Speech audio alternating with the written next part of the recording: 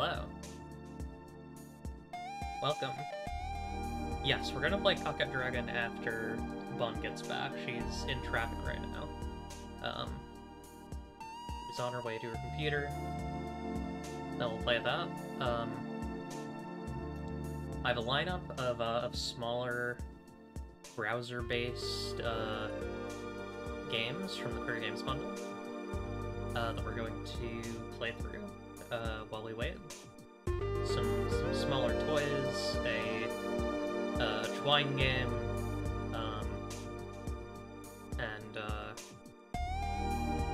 yeah, if she takes longer, I'll probably pick something else. If I take a little break, we'll pick something else, a more involved thing.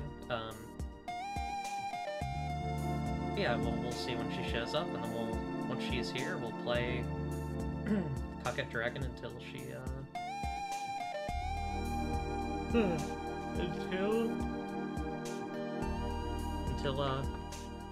until she's until 6 p.m.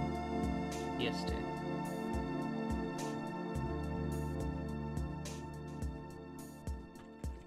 We should be able to stream.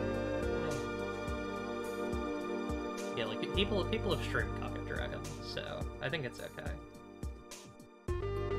Fairly certain it's allowed. It has a category on Twitch. Yeah, I mean there are VODs of people playing it.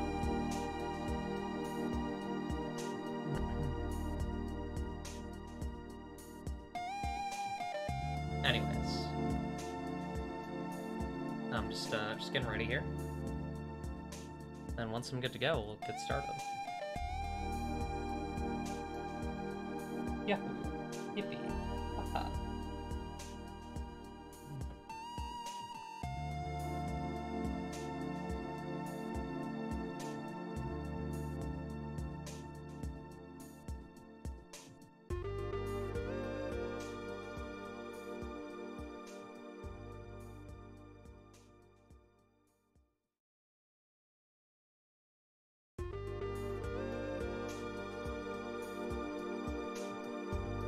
Weirdly hot today.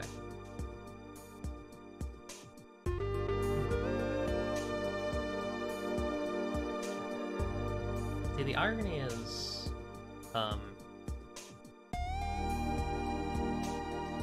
days when it is hot in my room often mean that it's, like, cooler outside. Which I might want to... What's the time?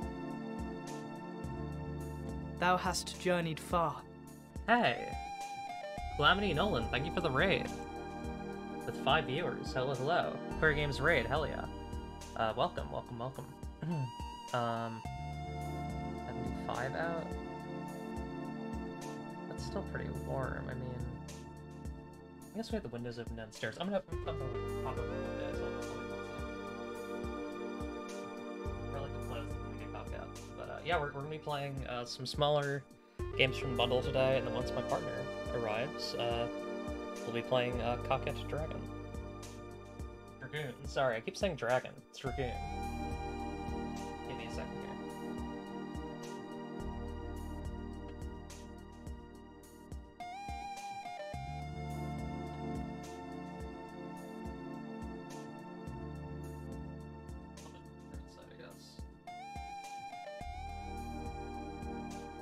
We are waiting for her to get through some traffic. It is her birthday in 2 days. She's Thou hast journeyed far. Oh. And did you have to, like, shake out the last viewer? The arrow boot. Gotcha. Okay. Get this started.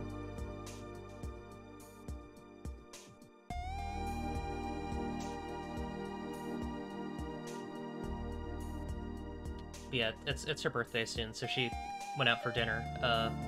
It's just taking her a while to get back from the restaurant. We got some Greek food.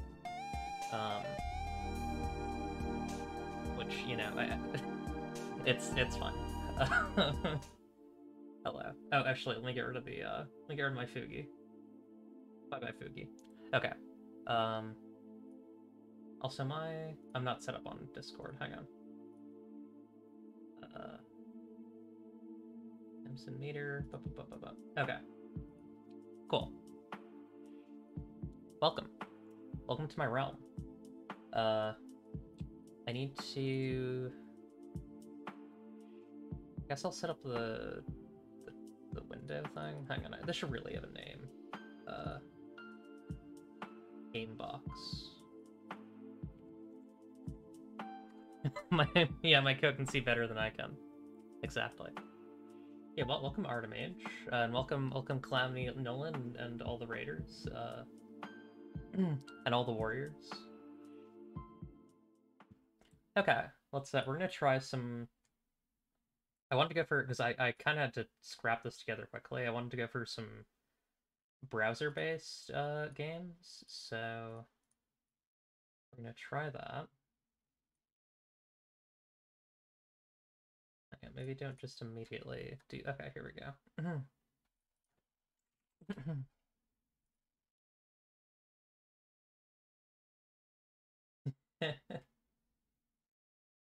welcome, Calamity Nolan.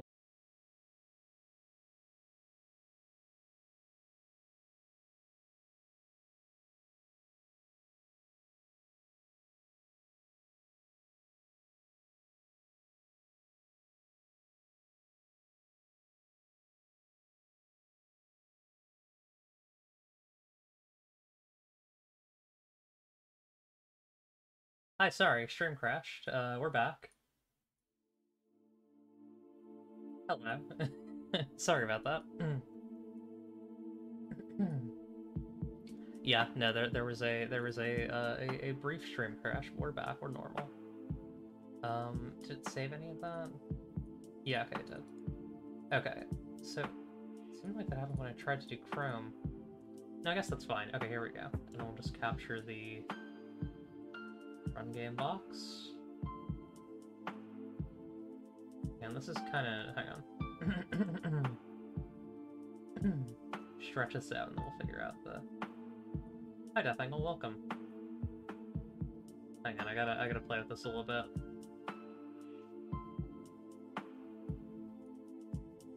Yeah, it was an OBS thing though. I think it was a hardware thing.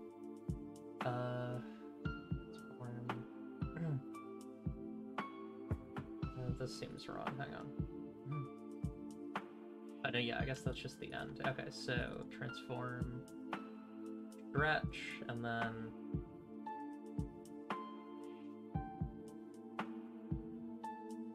yes, I have to do my TF Jam rating because I have those in a folder. I'm gonna get those done after this.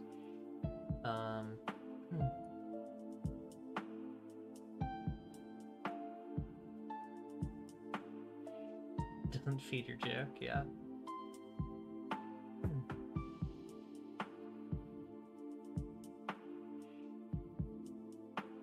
I could do the ratings as a stream, but also it'd feel kind of bad. I also need to buy 2 of the games. I can swing that though. Okay. I hadn't actually considered. Well, I'll talk to you about it. I have some thoughts. I have some thoughts about jam stuff, but I'll talk to you about that, not in a public forum. Okay. So this first game is Ice Ace by Sembero. No, it's fine. I'll talk to you about it. Run game. So yeah, I know this is in the Queer Games bundle. And you're a little ice guy. Global warming hits hard, but you hit harder. Use the ice to cool the continents. Okay. Wait, what are the controls again? Oh, aim with mouse. Oh, crap. Oh, I see. So you gotta control your power. So you're trying to, like, shoot the ice.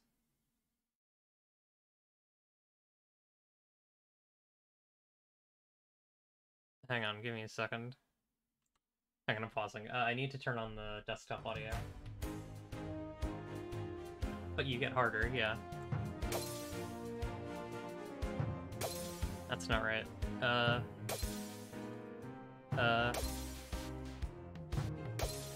It's a really neat game concept. So you're trying to, like, hit these blocks of, like, global warming.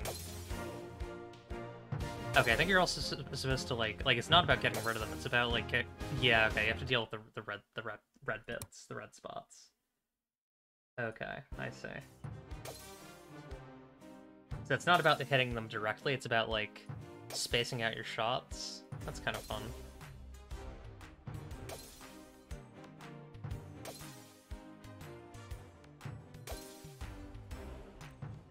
Oh, and that's the year? That's fun. So you're preventing global climate disaster. That's really silly. I love that. Last time I got to 2087. This is very amusing. I love the little 3D graphics of the little guy hitting the ice with a baseball bat. It's really good. Or I guess it's like a club. It's like a big, like, caveman club. Kind of awesome. Okay, we need to get that one. There we go. A little bit more power. Get those ones. Okay, nice. Those ones. Starting to get a sense of how much power you need to hit some of these. Oh, it's spinning now. That's bad. That's gonna make this a lot harder. Hey, I mean, we have survived for 100 years. That's not terrible.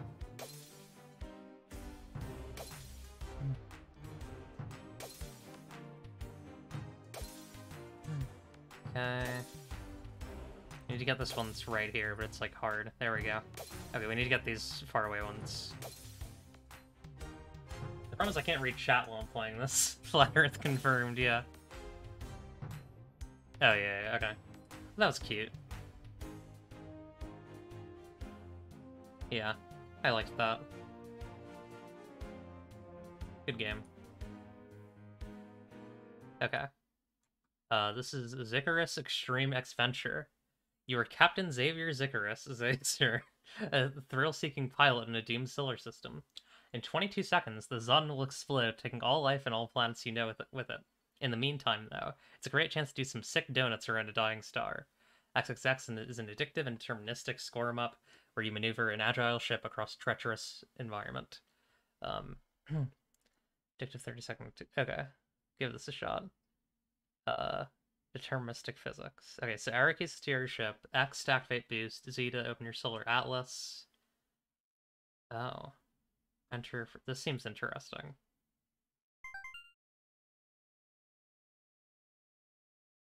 Okay. You're Zicarus Daredevil pilot in a doomed star system. Fly clockwise around the sun. Evade planets and other debris. Hang on, I'll make this a little bit more, there we go. Use X to boost every 30 seconds. Use Z to open your solar atlas. Oh wait, I can't... Oh. I need to loot the zone. Crap. Crap, I died again. Okay, I see. I see.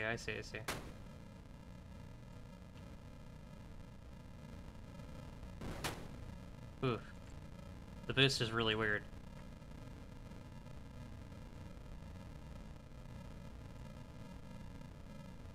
Am I looping the zone the wrong way? Okay, so all of them have the same orbit. Oh, okay, so that's that's the end. So you're trying to loop the zone as much as possible. Data lost. Okay. But you also don't want to get too close, because then you'll get sucked in by its gravity. Oh boy. I see why you would use the boost, because you're trying to get really tight. Man, trying to get really tight. Ugh. Really tight loops here. Damn it. Oh, and I'm trying to go counterclock. Oh, no, yeah, this is counterclockwise. Okay. Okay, I died. Okay, out. In. Out. Ooh. Yeah, so definitely boost when I'm getting, like, hard pulled into it. That's a good idea. Oof. It's kind of tough. It's you can't really. It's kind of hard to see. You might kind of see it, like the sun exerts like a really strong gravity in this. So you're trying to stay close to it so you can loop it faster, but you're also trying to stay away so that you don't get sucked in. I don't think I'm doing that well on this one. And then it does the big explosion. Well, I died, technically. And your record. Nice. Similar to totally... Oh, nice. Enjoy your Date Archmage. X-Slayer sequel. Yeah. That's right. I still gotta play X-Slayer, or I might just finish watching JD play it, honestly. I'm not like a big boomer shooter person, so... And I'm pretty sure when I fell asleep, JD had almost finished it, so I might just finish watching that playthrough. Ooh. Yeah, I should also keep in mind that the thing really does tighten up when it's about to blow, so... And... Okay. That was really dangerous. Let's play it safe for the rest of this. Oh boy. Oh, nope. I died. Damn it. I'm trying to, like, get good at just looping the sun here. It's really... I think you can probably do it for, like, the first little bit. Up. Boop, boop, boop, and then get out. Yep. Okay, that's good. And then... through there.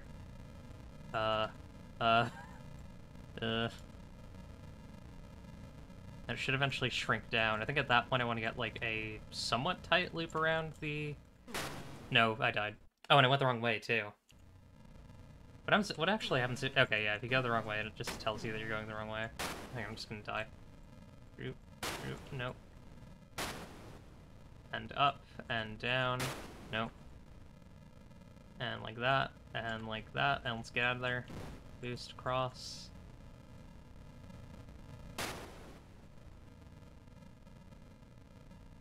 This isn't, like, might not seem like much, but it's actually very, very addicting. Okay, and there we go. Okay. Like, it's so simple that it's, like...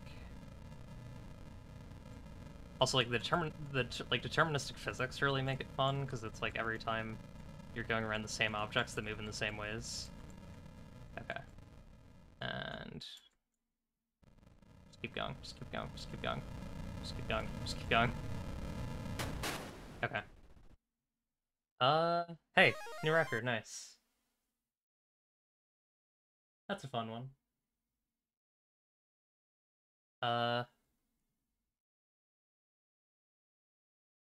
This tile flipping toy by Ash K. Sorry, we're going through these very quickly, so I'm a little bit worried. Okay, so what does this do?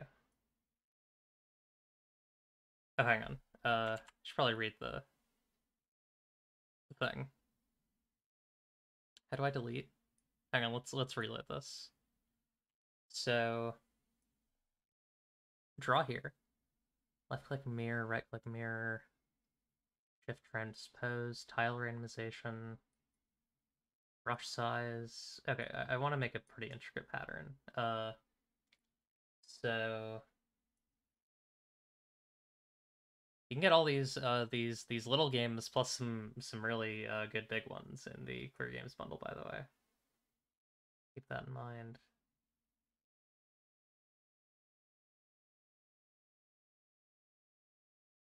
Make like an intricate white pattern here, I think.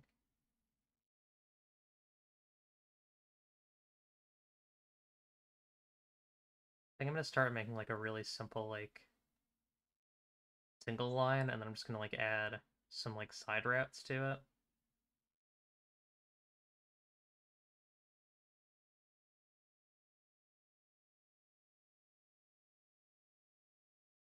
You know, one thing I have actually thought about doing, which we might do after this, is I might do I guess kind of like a post-mortem on some of my games that are in the bundle. Um, or I guess one of them, because I probably won't have time for two. I think I've made a mess. It looks kind of cool though. Yeah,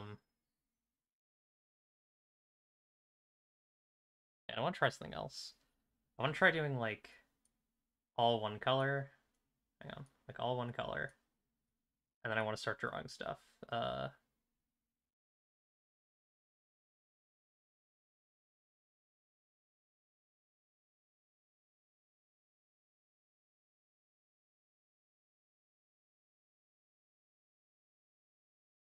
Yeah. I feel like it'd be fun to do that. Okay. First, though, we're gonna make some patterns. Hang on, I'm just gonna play the lounge song because there's not really music in this.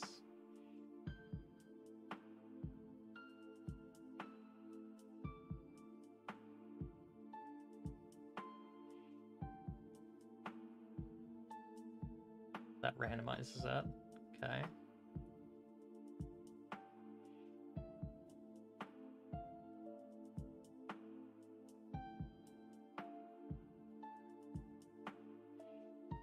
What else do I want to do with this design? I could do like curves like that. Oh shit, whatever, it's fine. I added something to the other side accidentally. Oh, now we're talking. Yeah, now we got something fun going on here. Actually, that's all circles. I kind of feel like that's not the most dynamic pattern I could have got, but it is kind of cool though. Rotate. H flip, V flip.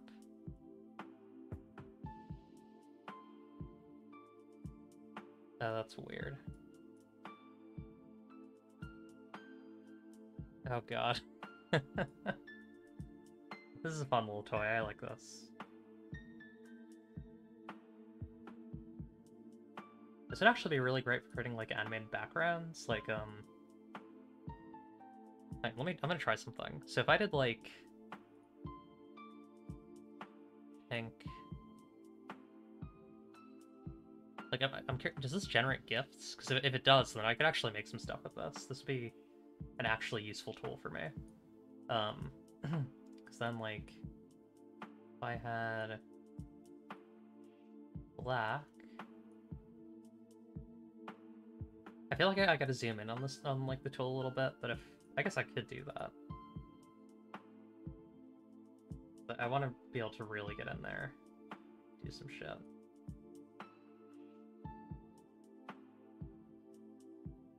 Yeah, like, you know, add some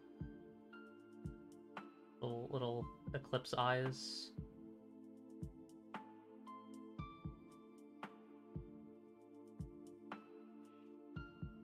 I feel like this could be really good for making like stream backgrounds and stuff, like weird stream backgrounds.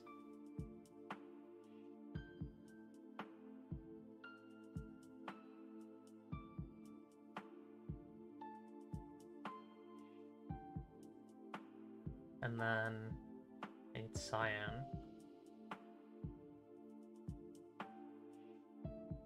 Yeah, cyan's on the bottom, beach high. Okay. Cyan.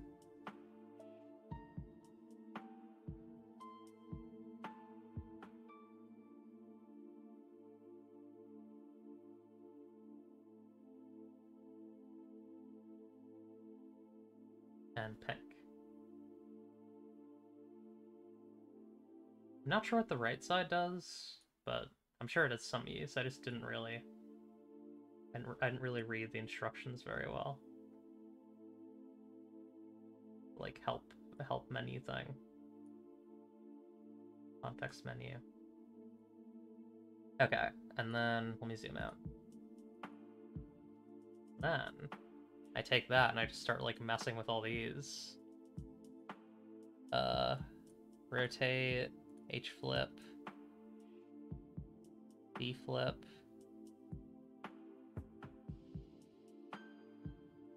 start turning the dials. Yeah, look at that. That's fun. That's real fun. Now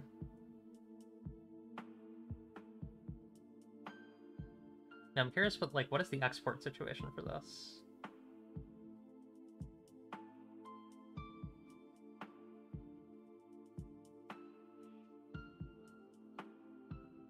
Is there an export option? I guess not. These might just be recorded straight from the thing. I mean, you could probably do manual export.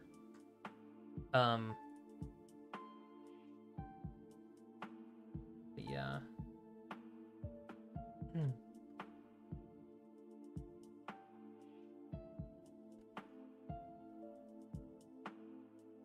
Sorry, I'm just looking at the swirls now. Okay. Let's... Sorry, it's so... I'm actually closing my window. 1 second.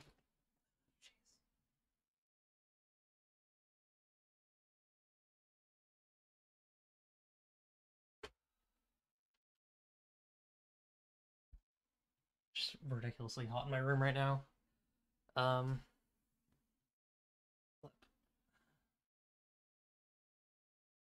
Okay.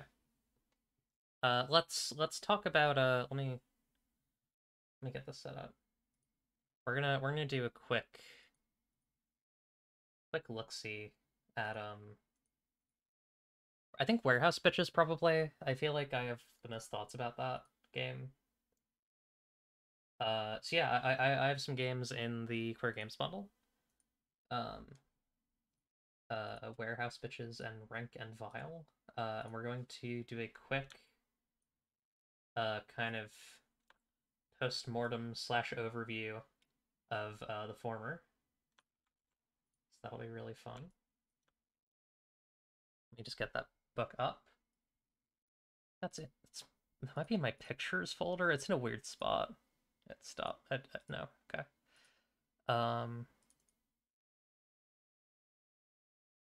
Yeah, what music do I want to listen to whilst we do this? Content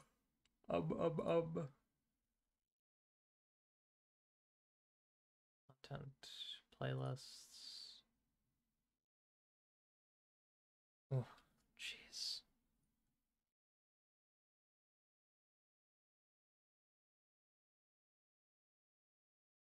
Sorry, one second. Here we go.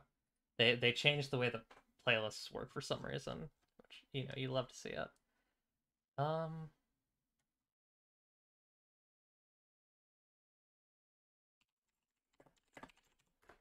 Let's listen to Chicory OST. Just the chill songs. None of the really intense Light of Rain boss themes, because those can be a little bit stressful and not particularly conducive to reading. Let's see. Here we go. Warehouse Bitches. So is the Affinity in here or the PDF? I don't actually know. I think the Affinity might be in my TTRPGs folder. Warehouse. No, maybe it's in Documents. I could re-download it, but I mean that'd be kind of annoying. 1 second, folks. I just need to find my game. What did I do with this thing? Yeah, hang on. Let me just. I'm just gonna download it from itch.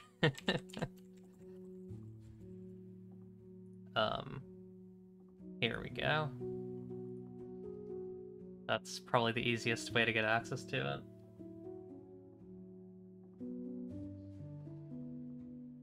Most of my stuff I have good archives of, but for some reason, I don't have a good archive of.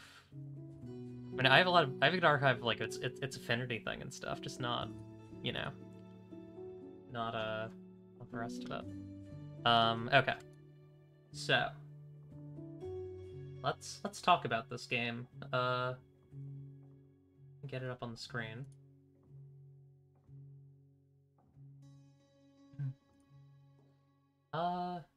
Yeah, that looks fine.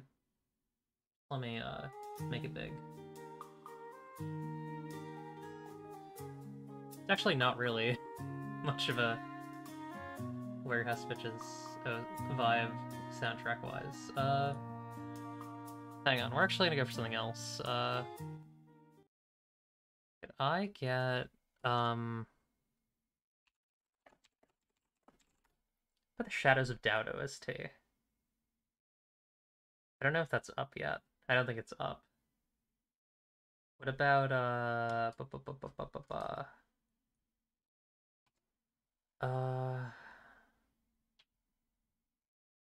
looking for something a little, it's something a little bit desolate, but not like overly intense. Pew, pew, pew, pew, pew.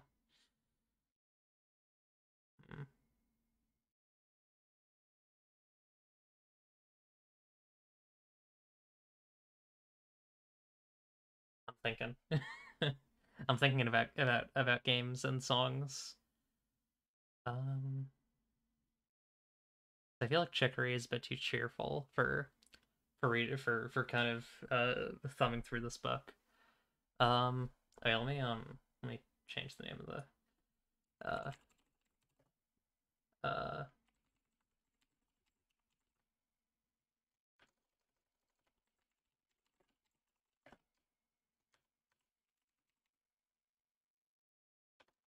BITC.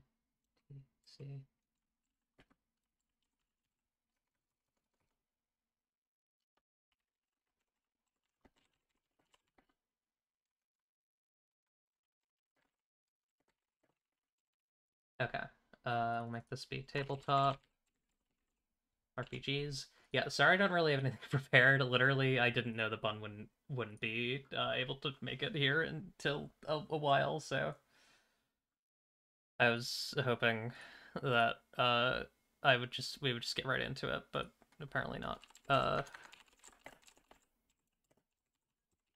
is a Doubt soundtrack. What do I even want to listen to? Just play. Is there a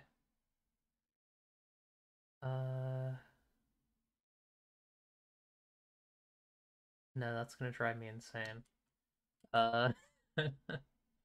We're figuring out what music we're listening to. Just give me a moment here. Oh yeah, hang on.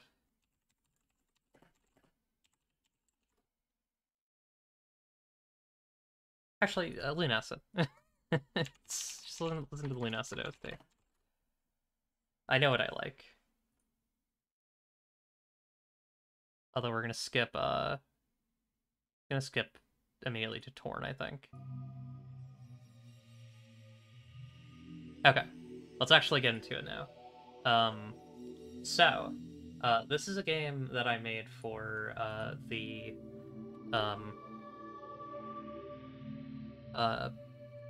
for Stargazer Sasha's trans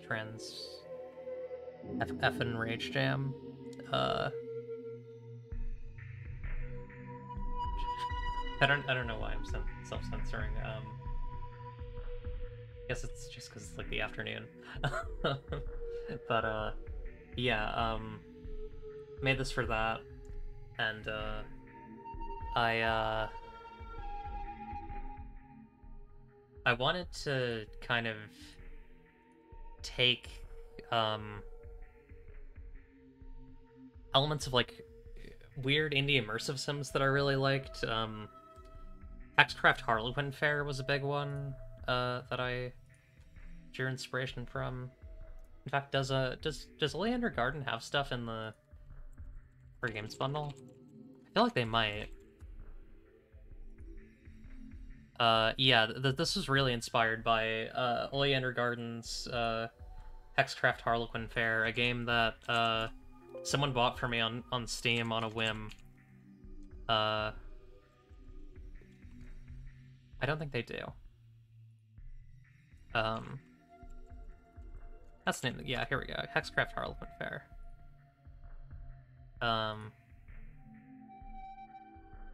Actually, there are more Hexcraft and Pagan games than I need to play. I really do want to play Hexcraft, Eventide Sigil, Pagan Autogeny, Pagan Emporium, and Pagan Technopolis. Anyways, very much inspired by weird trans woman immersive sim, indie immersive sim stuff. So the concept, for those who don't know, behind Warehouse Bitches is that you are trans punks who have been whisked into a mysterious otherworld called Hex City. And you were trying to both survive and figure out the reason why this happened. You are in the limbo between 2006 and the end of time, which has been which is the result of all reality being swallowed by the time worm. There are two factions, Olympus and the Armistice Devotee, who are in a kind of permanent two-sided conflict, and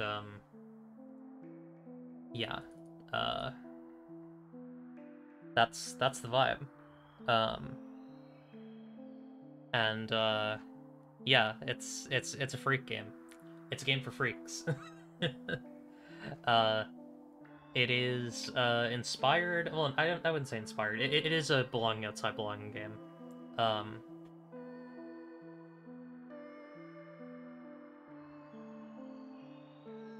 And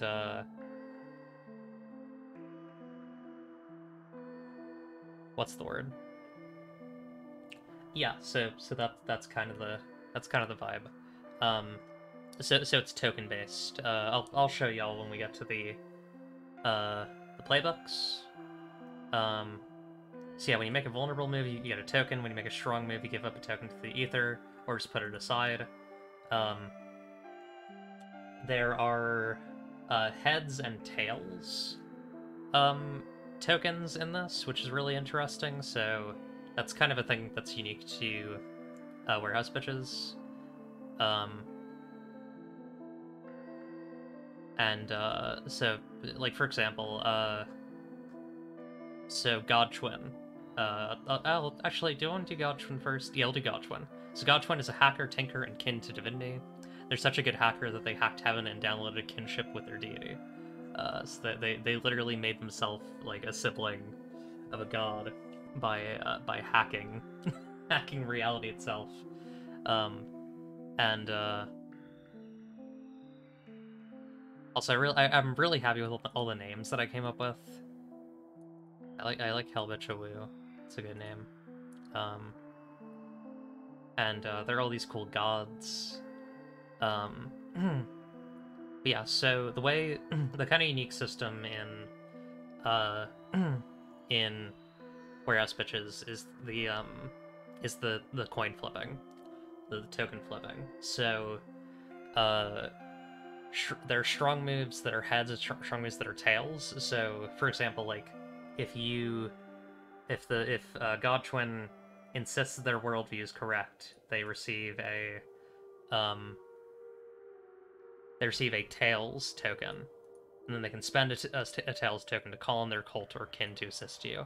I don't remember what the distinguishment. There was a distinction between heads and tails. I think it's that Right, yeah. So heads is usually more human, and tails is usually more like divine or strange. It usually ties into the more like magical elements, and then if you don't like the tokens that you have, you can flip them by doing magic moves. I kept it vague what flipping actually means, so you can either have it be that if I were to make a version 2, I would either clarify this or like make it clear that it's supposed to be vague. You could either like interpret flipping as like, you know, putting the thing on its opposite side, or you can interpret flipping as like flipping randomly, like flipping a coin. And yeah, so you have all these magic moves. You have magic moves tied to your your like special playbook thing. So in this case, it's God Twin's god like deity essentially. Um, so like Hum Shell, for example. Hum Shell, the snail god. You have an unbreaking shell and leave a trail of slime where you step, and then using magic, you can ask Hum Shell, "What should I do here?" Slicken all things or block any blow. Had a lot of fun with these. Also, each of these have a significance, which is like kind of like a special almost, or like in Apocalypse World, kind of like a sex move. And these kind of like affect the mechanics of the game or give you a weird little benefit. I really like this one. There should actually be token flips. I might need to edit this game a little bit, but thou shalt lie about the results of coin flips as you wish as foretold, which does imply that flipping is a randomness thing. Doesn't necessarily have to be though. I have one issue with the way this game came out is that there's some weird like. I think I need to just figure out how to do stuff with lineless. Oh, hang on, I just broke it. 1 second. There's some weird like artifacting on kind of the exterior of some of these like hard lines that I have that they almost looks like green for me at least. I don't know. It might not show up on Twitch actually, but it's very visible when you actually look at the document. There's like a weird like edge on everything, and I don't know why that is. Not everything. This looks bad. This looks fine. Yeah, I got the Star Tracer, who's like a thief and a like astronomer. Got nothing. Excuse me. Got nothing Messiah. Who has a sword that was not their own. Collected from beneath a streetlight in a dream.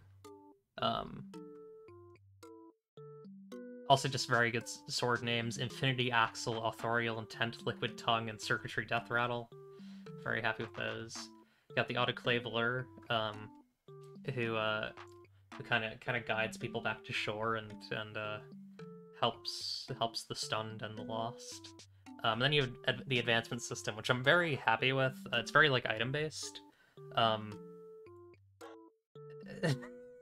So I did decide to have it just be that like you have a GameCube, like just a normal GameCube, and then there are like kind of these vague names for them. I feel like if I were to do it again, I would come up with a funny name that's not GameCube, but also like it's such a small game that it doesn't actually matter that I used that name, right? Like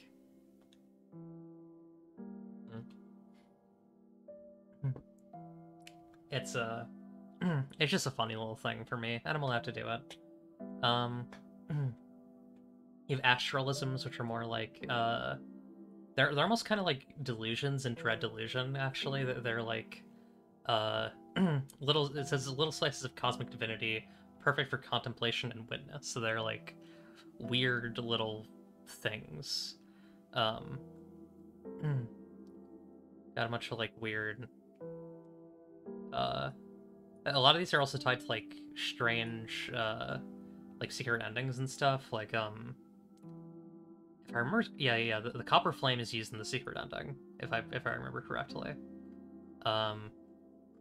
There is a secret ending to this game, which I'm very glad that I decided to go with. It's a weird mechanic for an RPG, for a TTRPG, but I'm happy with it. You got future RPG, or sorry, future HRT, not RPG, future HRT. You got some like specific things for like upgrading specific playbooks, situations. Did Autoclave Lure get anything?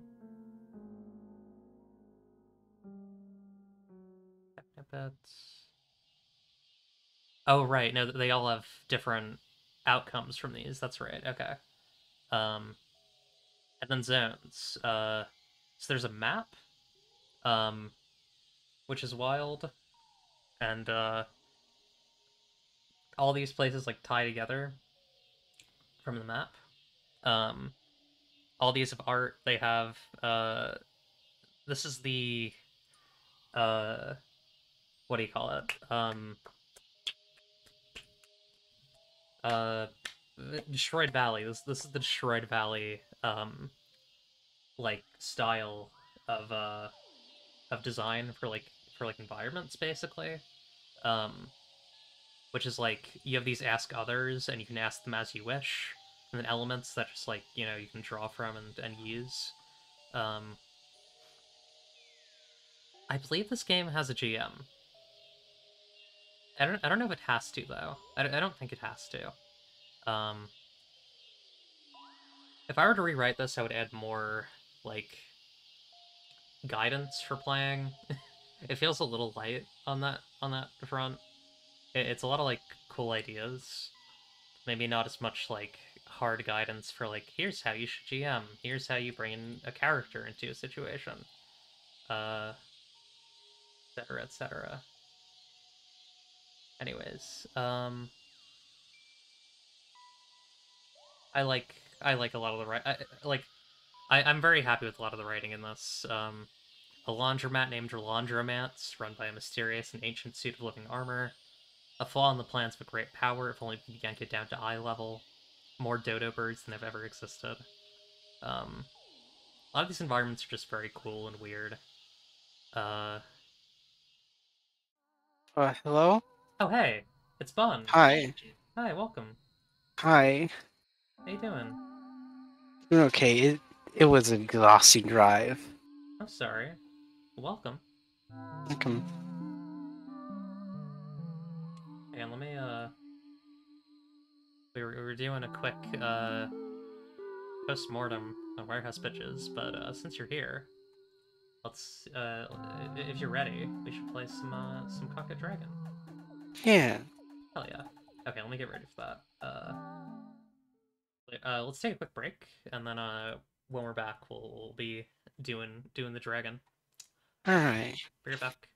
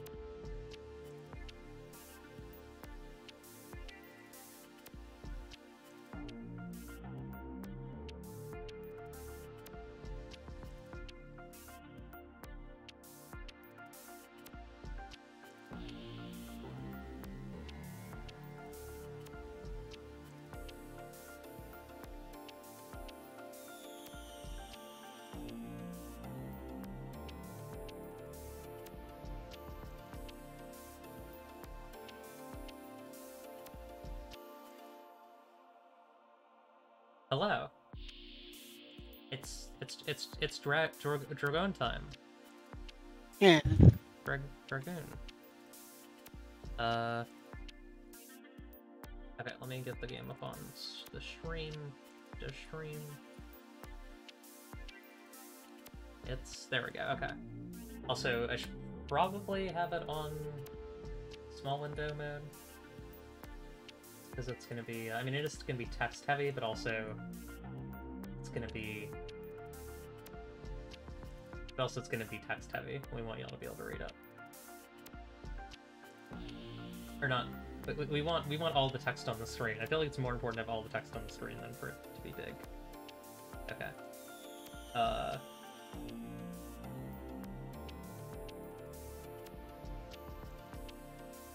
Cool. I'm gonna... here, main menu. Yes.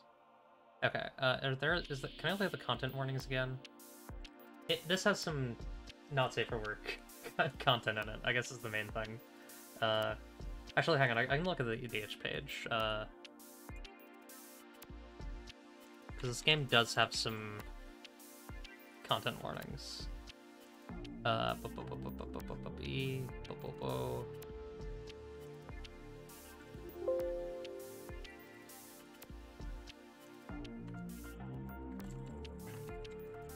Is there a... strong themes, self-harm and ideation, drug use, strong violence, gore, nudity, and sexual content. So that's that. Okay. You ready, Bun? Yeah. Awesome. Okay. Let's start. Coquette Dragon uses a side image as a visual aid, currently speaking character. This can be configured or disabled at any time in the preferences menu. If you have trouble seeing the side image, you can increase the visibility by increasing the opacity and adding a color coding for each character. Setting to begin. I think a high contrast would be useful, right? High contrast, yeah. Yeah, make it more legible. Okay. Chapter 1. Fly-by-wire. Love is a parasite. Coquette Dragoon. I keep saying Coquette Dragon, it's Coquette Dragoon.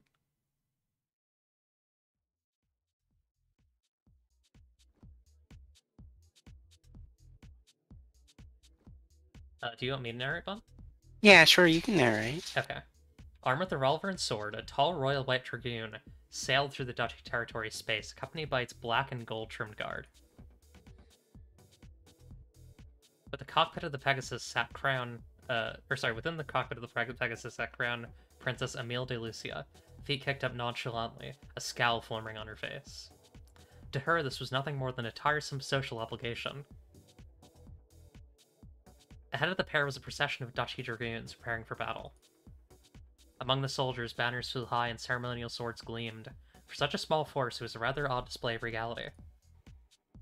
Emile chewed on her lip. Of course, this was all put together to impress her. At the forefront of the group flew a bold, dog-like dragoon, brandishing a sword and shield. Emile descended to join the formation, taking her position by the leader.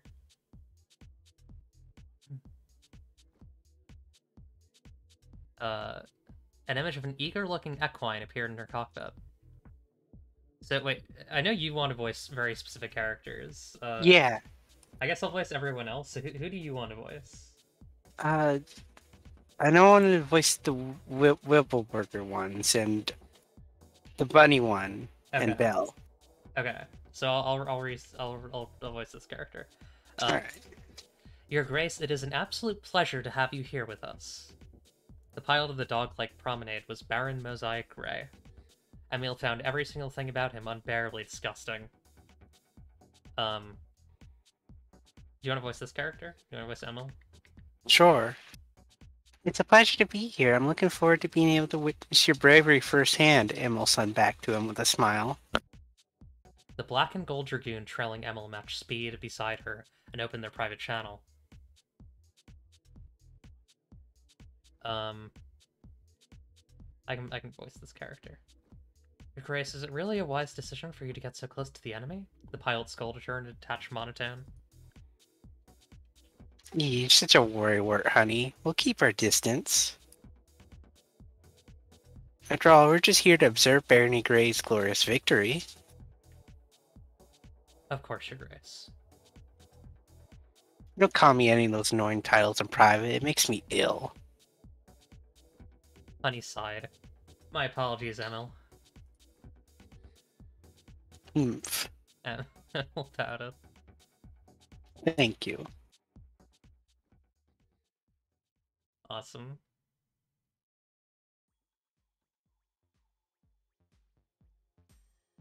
A mysterious voice. Custard and pastry. Love and hate. Good and evil. S&M. Do you want to voice Millie or should I? You can voice Millie. I'll voice Millie. I'm Millie! And I'm Philly. And we are... Millie? Philly. Really? Wow, we finally made it to our TV debut. I'm so excited to be here. Me too, sure. Thank you all for tuning in. Have you... Because the little Spacefarers picked a favorite yet? It's me, right? Get a rest, would you? I'm right though, aren't I? I'm the cute fun one everyone's gonna like. And you're the boring one with nothing going on but sex appeal. You little... Within the Lilac Fleet, a small automated passenger shuttle sailed through the rows of warships. Television screens on the empty rows of seats all displayed the same image of a colorful daytime talk show, upbeat music echoing through the cabin.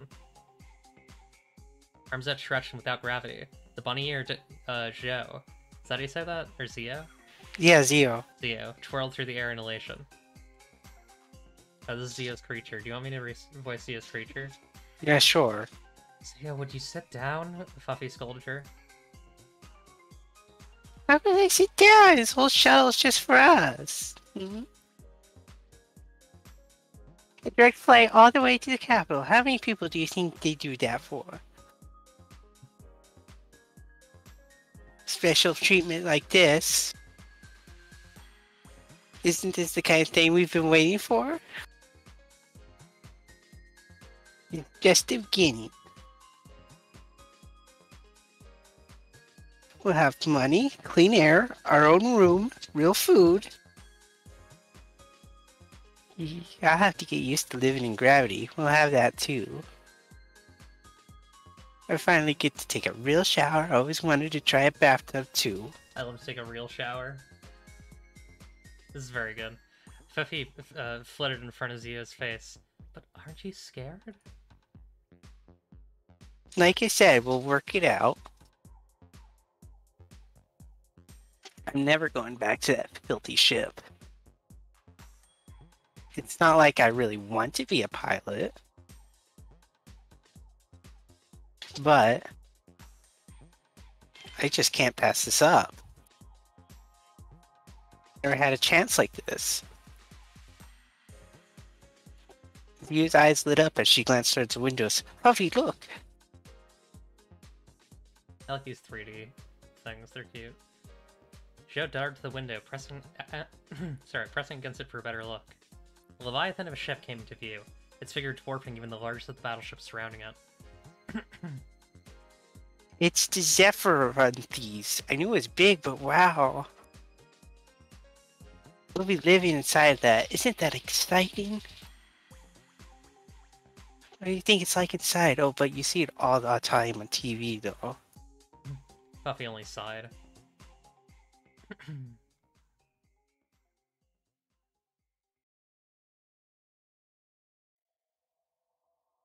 The Duchy Dragoons took position in the shadows of the asteroid field, rifles raised to the enemy fleet below. Emil had never seen the enemy fleet so close before. Their modern ships were all ugly, hastily assembled piles of scrap, their liveries bizarre splashes of color, as if to distract from their poor construction. Small shuttles darted between the ships, Emil's FCS lighting up with potential targets. Half the reason she came was to get a good chance to assess the enemy with her own eyes. They really didn't seem anything special. Uh-oh. But looking into the distance where the rows of ships continued and continued, their number seemed truly endless. It wasn't hard to picture the bloodbath that would result from a full-scale invasion. and was their oldest ship that presented the biggest problem. The Lilac capital Zephyranthes was more than a safe distance away, but the sight of it made Emil gnaw at her finger. The sole remaining Ultrajet Dreadnought-class capital ship from the beginning of the war. The slow beating heart of the fleet that had become a nation. It was a fully autonomous war machine, entire cities laying within its breast. Towering over the surrounding ships at a scale well over 1,000 to 1, it was a feat of engineering on a scale that could never be replicated in the modern era. What kind of weapon could she produce that would even put a dent in a warship the size of a continent? Even without the rest of this fleet, that monster could flatten the duchy if the Lilac ever figured out how to move it. Gray smirked. You know, I was expecting to be able to just walk right in like this. But it's a little embarrassing for them that we can actually do it. I'm not so sure collecting a few trophies is really going to be a challenge worthy of your praise, Your Grace. You're not getting cold feet, are you? Emil smiled. Of course not.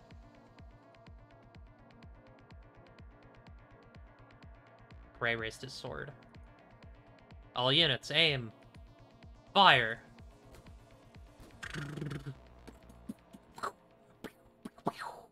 Emil watched the smaller lilac vessels erupt into light. A poor shuttle caught in the fire destroyed in an instant.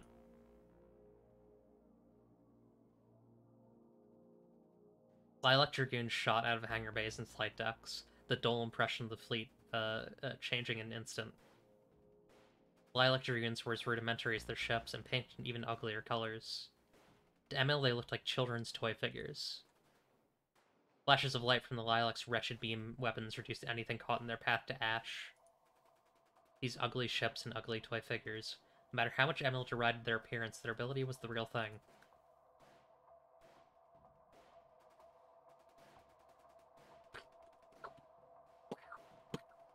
Ching ching! Emil watched a Lilac pilot brush aside a sword strike and crush the cockpit of a Duchy Dragoon with nothing more than a rifle stock, firing a volley into the wound for good measure. She clenched the controls in front of her, itching to dash forward and start cutting the Lilac mutts in half. But being anything more than an observer here would place her under scrutiny for the mission's inevitable outcome. She was loath to admit it, but it wasn't like the princess could start giving out orders either. These were the Baron's private forces, not hers. The sole bodyguard flying at her side was the only soldier she had under her direct command, and even then she ultimately answered to her mother like everyone else. She watched the Lilac Dragoon tear open the chest of another of the Baron's soldiers. Their fighting styles were relentless and uncontrolled. As the Lilac pilots closed in, the scene quickly became a bloody melee of limb torn from mechanical limb and split open chests. They weren't formally trained, nor were they under the command of any master tactician. Their intent and ability was implanted through a machine interface, and their power to kill came to them like instinct. Emil wasn't someone who really believed in the ideals of honorable combat.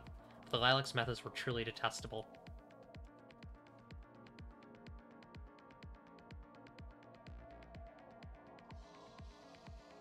What an ugly sight this all is, Honey muttered. Permission to fire. Go ahead. Emil sighed.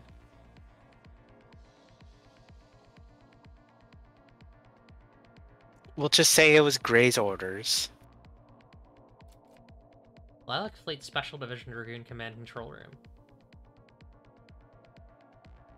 Within the depths of the Zephyranthes, a naval officer leant over the radar displays with gritted teeth. Do you want to play this character, or should I? Sure. Yeah, sure. They came this close? Are they out of their minds? Or wait, do you want to be the rabbit? I can be the rabbit. Okay. Sir, we're picking up an automated distress signal from a shell that belongs to our division, very close to the enemy position. I can be the dog if it'll make it easier for you to be the rabbit. Sure. Okay. Ignore it. Order all units to prioritize defending our ships before mounting any rescues of non-combatants.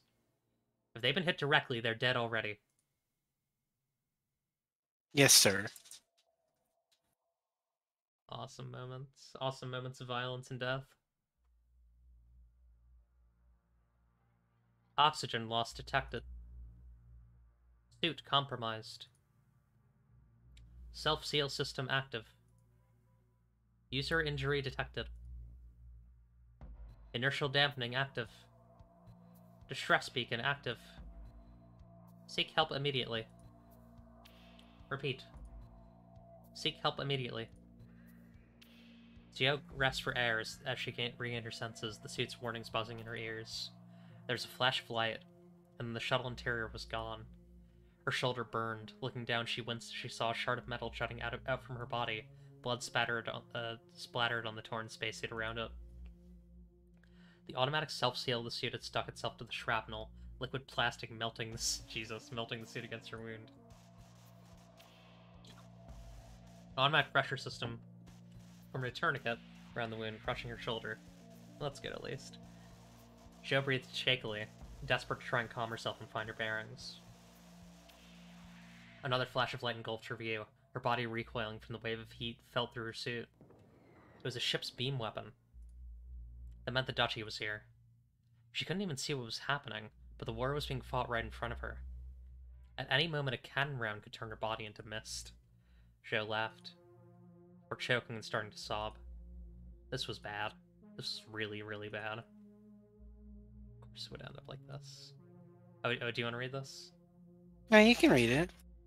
Okay. I just figured because it's her thoughts. Yeah. I'll read it. I get my hopes up and then die. I don't want it to end like this. I haven't even gotten to eat a real meal yet. I want to try a pancake for the first time. Am I really gonna die thinking something as stupid as that? Jo, can you hear me? Jo flinched. Foofy? Jo! I can hear you. You saw wrapping an arm around the plush toy as they flew towards one another. Right, it's Zio. I keep saying Jo. Buffy pressed against her chest. I'm so glad you're alive.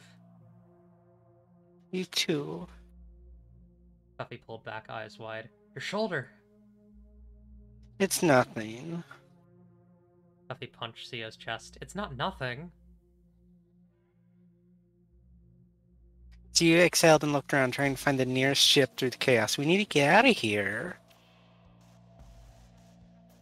Buffy wrung her paws together. My wings aren't strong enough to pull you. Is there anything? Oh, no, sorry, it's you. Is there anything from the shuttle nearby? There should be emergency kits.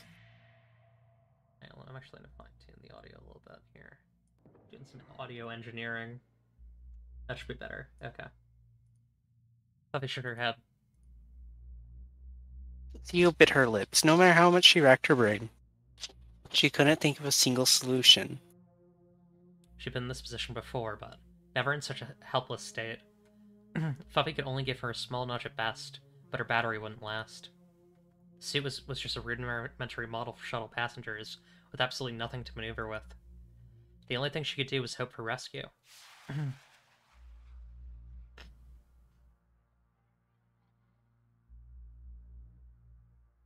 Love this funny rabbit.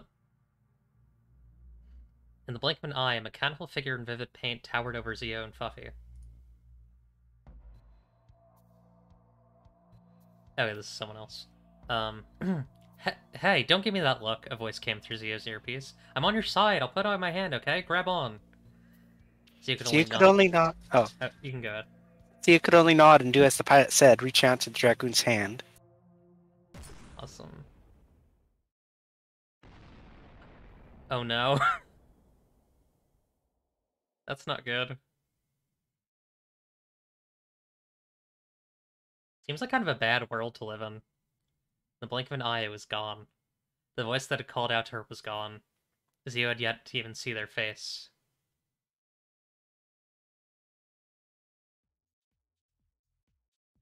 Emil followed the path of Honey's shot, her target reduced to a tiny flicker of light on her display. That must have been a new distance record for you, Emil smirked. Honey narrowed her eyes. I'm afraid I actually missed. Was aiming for the yellow one. Talk about unlucky. Emil's tilts perked up. Yellow? Could that be her? Emil adjusted her display.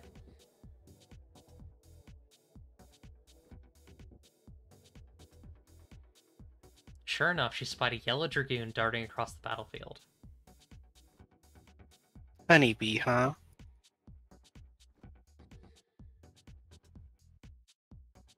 Such garish colors. Its movements...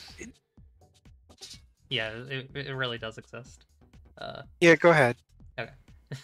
Its movements were fluid and nimble, far outpacing its nearby allies. She shared stories, but it was clear even at a glance this pilot was a cut above the rest. Though it shared the sense of aesthetics, it was noticeably different to the other Lilac Dragoons Emil had seen before. It had a unique engine arrangement, a more delicate construction, and there was a certain morbid history to a lance like that. What was she doing with such a miserable thing?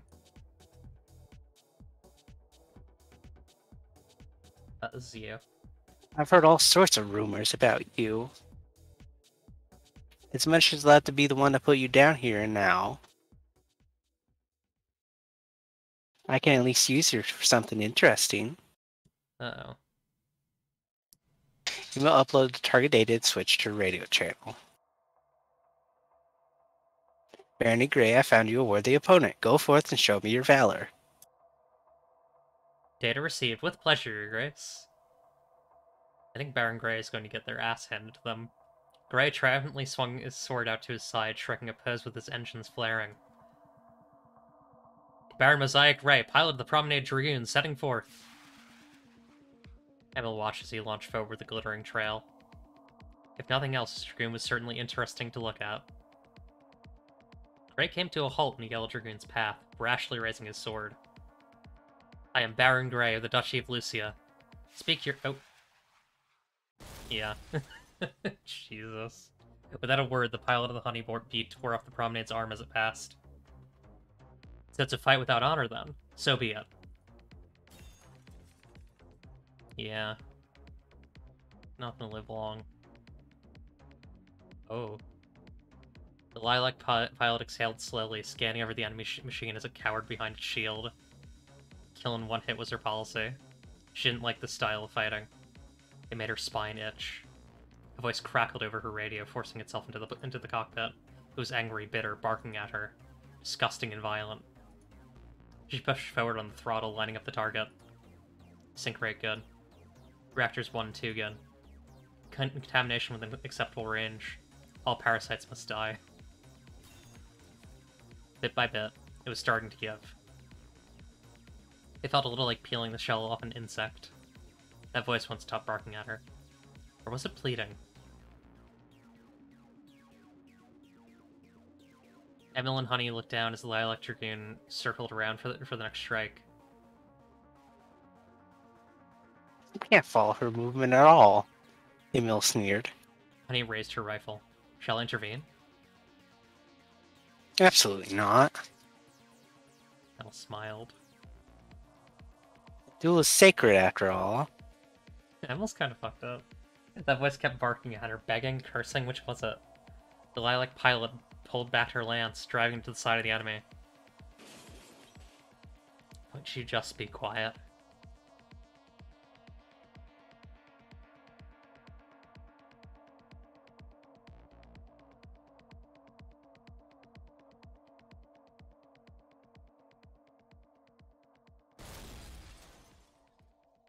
Damn.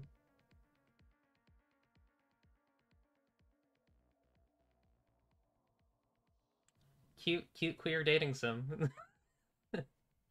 Awesome. Chapter 1, Fly-by-Wire.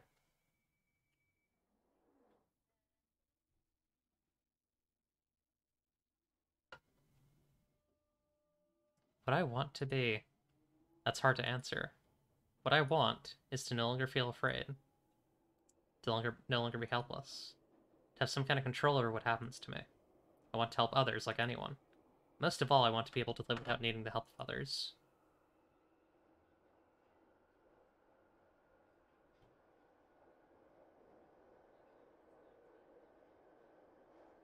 We're on a train. We're on a cool pink train. Colorful little train. Zia sat listlessly, staring up at the ceiling of the train carriage. Puffy lay silently in her lap. It all felt like a strange dream. She was questioned, bandaged, given a uniform, and sent on her way, That was the end of it. Alien scenery blurred past her out the window. Even this whole train felt alien. Everything here was so flat and neatly divided. Surfaces were all smooth, with no grips or handles, and sharp edges existed without the worry of anyone drifting into them. Gravity and friction. A train like this could ride a track at high speed without the fear of being unable to slow down. Everything had a clear up and down. Yeah, it was a really good prologue. Everything could stop and start on a whim. Puffy placed her paw on Zio's hand. Is there something wrong? Huh? Oh, no.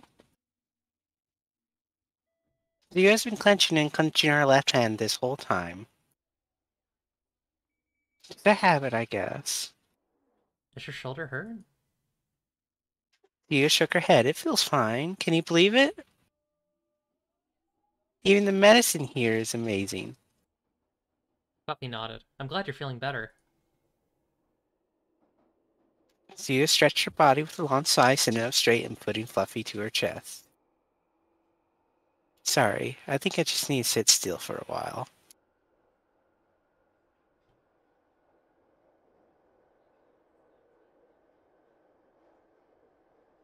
Zio stroked the back of Fluffy's head. I'm glad we made it here. She wasn't sure if she sounded convincing, but she needed to hear it too. That wasn't her first scary experience in space, and making it here alive, that had to count for something.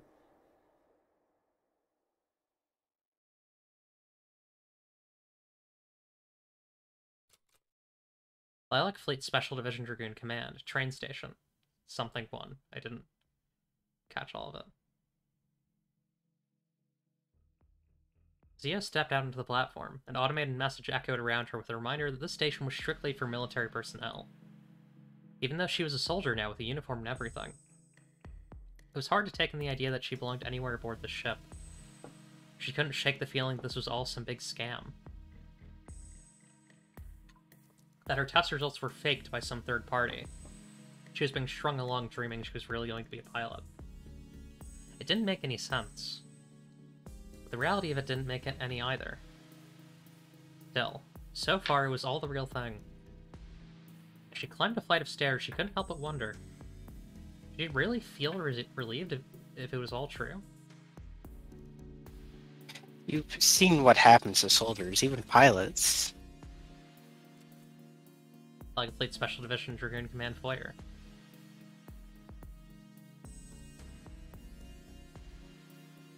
Entering the base, Zio was awestruck. Surrounding her was a huge, glistening foyer, so far from her expectations of a military base. Everything was so polished she could see her reflection in it. The ship she grew up on was over a century old. The Zephyranthes was even older, yet here it all felt brand new. This was clearly a place for special people. Passing these special people coming in and out the halls, Zio hung her head, her body tense. It was impossible to feel like anything but an unwelcome outsider. But no confrontation, scolding, mockery, or even second glances came her way. Taking a look at it all calmly. There's always a certain order to these things. Most of the people around were wearing a different uniform than her. General staff wore simple work uniforms, guards wore fatigues, and many donned the kind of oil-stained jumpsuits she was used to wearing. This cute and black and yellow uniform only belonged to, hang on, okay, sorry. To very few of the people around her, they all carried themselves a little differently to the rest. This was a place for special people, but not everyone here was special. And I'm meant to be one of them? The young woman at the counter wore a sharp-dressed uniform, her eerie grin identical to the smiling faces on recruitment posters. Zia was taken aback by receiving a salute as she approached. With a quiet mumble, Zia passed over the crumpled arrival form she had kept tucked inside her spacesuit. Zia waited for a strange glance at her paperwork. A nod to the guard standing by the wall. She'd be taken away as a fraud, and that would be the end of it. Instead, the forms were stamped and sorted into plastic trays with a cheerful welcome aboard. Zia stood before the turnstiles to enter, signs on the wall warning of prosecution for unlawful entry. She nervously swiped her ID card through the gate's card reader, and to her surprise, they actually opened. Light Fleet Special Division Dragon Command, Women's Bathroom. Sorry, Dragoon Command. Zio examined herself in the mirror, the first bathroom she could find. Her body itched as if coated in something, but looking at herself, she did appear reasonably well presented. Her uniform was brand new, her hair was a little bit messy. That was as neat as she could ever get it. So what was this feeling? She always felt it. Back home, now here. You look fine, I promise, Fluffy chimed, patting Zia's head. Her hair. Yeah.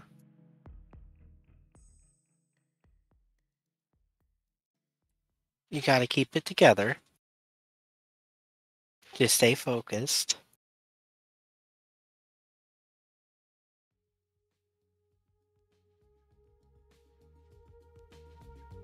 I made it here alive, right? So why can't I calm down? Everything I wanted is right in front of me. Zia took a deep breath, focusing on the directions written on the walls. She had to get everything right today. That's how it was everywhere else. Oh yeah, if you want me to, I can read this stuff. Or you can. It's up to you. If you can't learn it all on your first day, you don't have a chance of being allowed to come back tomorrow. Why would this be an exception?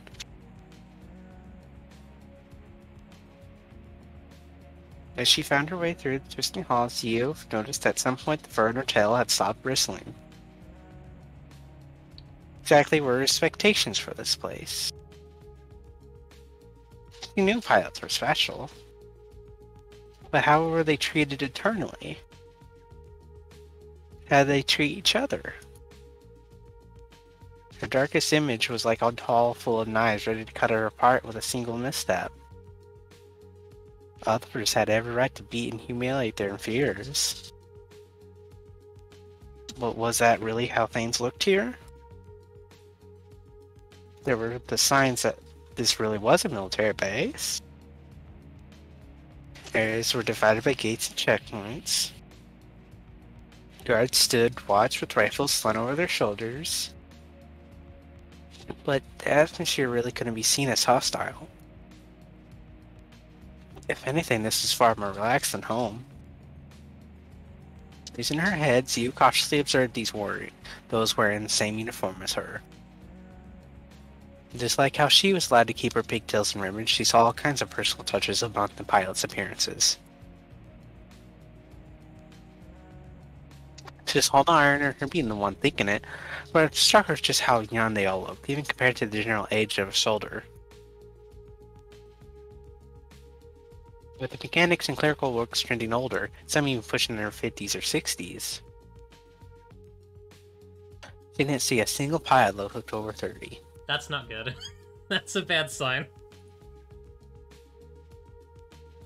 They were almost all fresh out of high school, and they all seemed to be acting the part. Oh boy. A rowdy group in yellow shirts ran past her, cheering and throwing around a ball. When the rifle-toting guard scolded them for running the halls, they just laughed and continued on. Not good. I can read this bit. Finally arriving at her commander's office, the figure waiting outside was as far from Zia's expectations as the base itself. Ensign Zia Mara Rosales, correct? The officer inquired with a warm smile. I'm Lieutenant Susie Fox, your commanding officer. Here's a friendly-faced young woman. She didn't even seem that much older than Zia. Zia gave an awkward salute. At your service, ma'am. The officer giggled.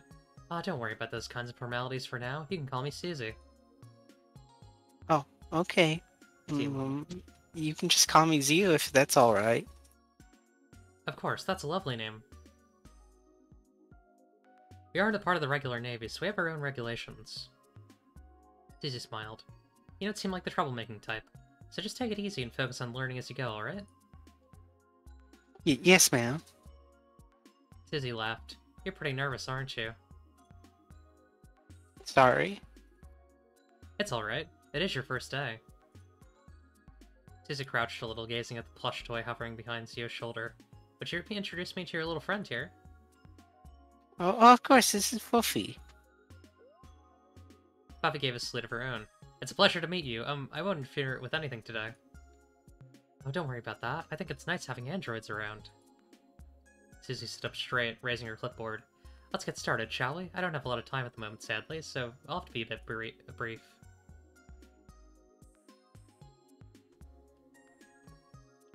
Nice music. Zio followed Susie down a hallway, listening intently as she started handing her papers. Read these when you get a chance. This is your timetable. Susie held up a gritted sheet of paper. Your first few weeks will be a little tough, but you'll adjust sooner than you might think. I enrolled you in some lectures I thought would be helpful. Zio gave a confused look. Sorry, lectures? You didn't know? I haven't really had a whole lot explained to me yet. I see. Well, we actually spend most of our time studying here. Your skills as a pilot are imprinted by the GI, but that's all it can do. The more concise the information, the easier the transfer process. It doesn't go beyond what you need to fly or what you'll need in the field. Susie clapped her hands together. So we take classes to fill in the gaps. So I guess there's like a government-issued, like, knowledge implant. I don't know why everyone's half animals. I think it's just a cool feature. It's just fun. For example, while we're connected, you'll know your way around the cockpit.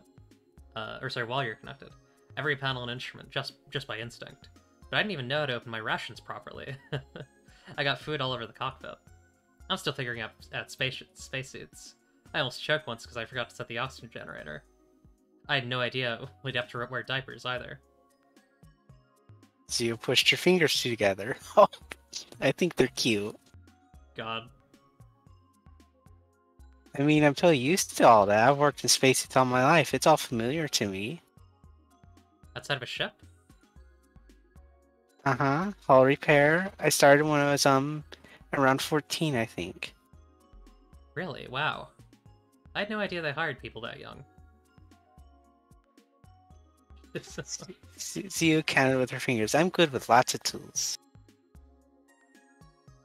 Welders, bolt guns, cutters, suit maintenance, cleaning, first aid, all those sorts of things. But they can be useful here. Shit is so cute and so fucked. It's awesome. Susie smiled. Of course, you got a big leg up already if you know all that. All sorts of things are taught here. There's fun subjects too, like cooking classes. You don't have to decide right away, though. Susie adjusted her glasses. Being a pilot sounds really complicated, but really all it comes down to is being able to be in your designated place at the designated time. So long as you do that, everything else will be easy.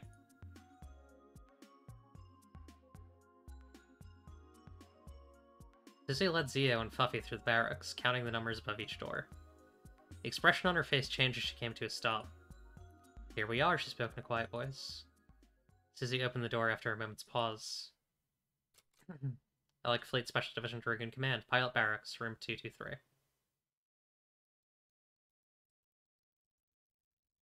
Inside was a murky, uninviting room, light from the door creeping over the cardboard boxes piled up on every surface. Susie reached for the light switch before hesitating. These are your quarters. You'll notice all the boxes. There's a little bit of an awkward situation. The previous occupant is, no longer with us. Susie fidgeted with her clipboard. Sorry, I shouldn't mince words. She's left no will, nor had any next of kin. So, by the time we packed up all our things, we realized there was nowhere to send any of it. Most of her paperwork was left unsigned. Technically, there's no formal record she even was this room's occupant. There's no real protocol for this situation. I was told to tell you, it was up to you to what to do with all of it. I'm not allowed to touch any of it. No, that's fine. Aside from the boxes, well, it was still the biggest room she'd ever had to herself. And to be honest, with her rotten luck, she half expected something like this anyway. That's sad. Susie and Zio stood waiting for an elevator to the hangar, as the priority elevator reserved for pilots was only available for deployments. Puppy drifted over to look at the plants. It was hard to imagine her approving of the room she'd just seen. Susie turned to Zio with a smile. So why don't you tell me a little about yourself? Do you rub your neck? I'm really bad at that. It's okay. Don't force yourself.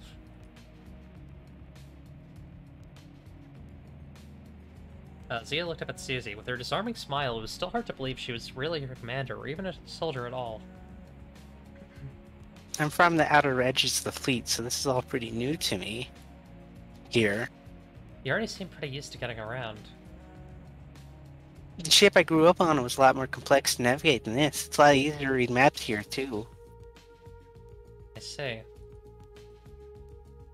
don't know how to describe myself. I guess what you see is what you get.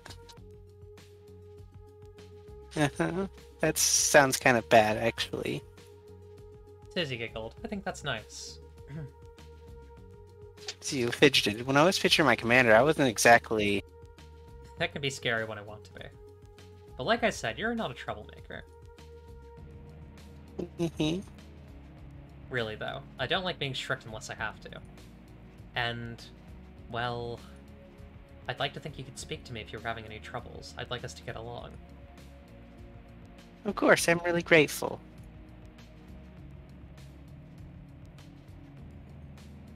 She was grateful, but... Did Susie really have no idea what had happened to her on the way here? How bad was the information that we're here? Did no one even care to tell her or anyone else? If the pressure was on Zio to disclose it, then she didn't feel like she could say anything. Excuse me.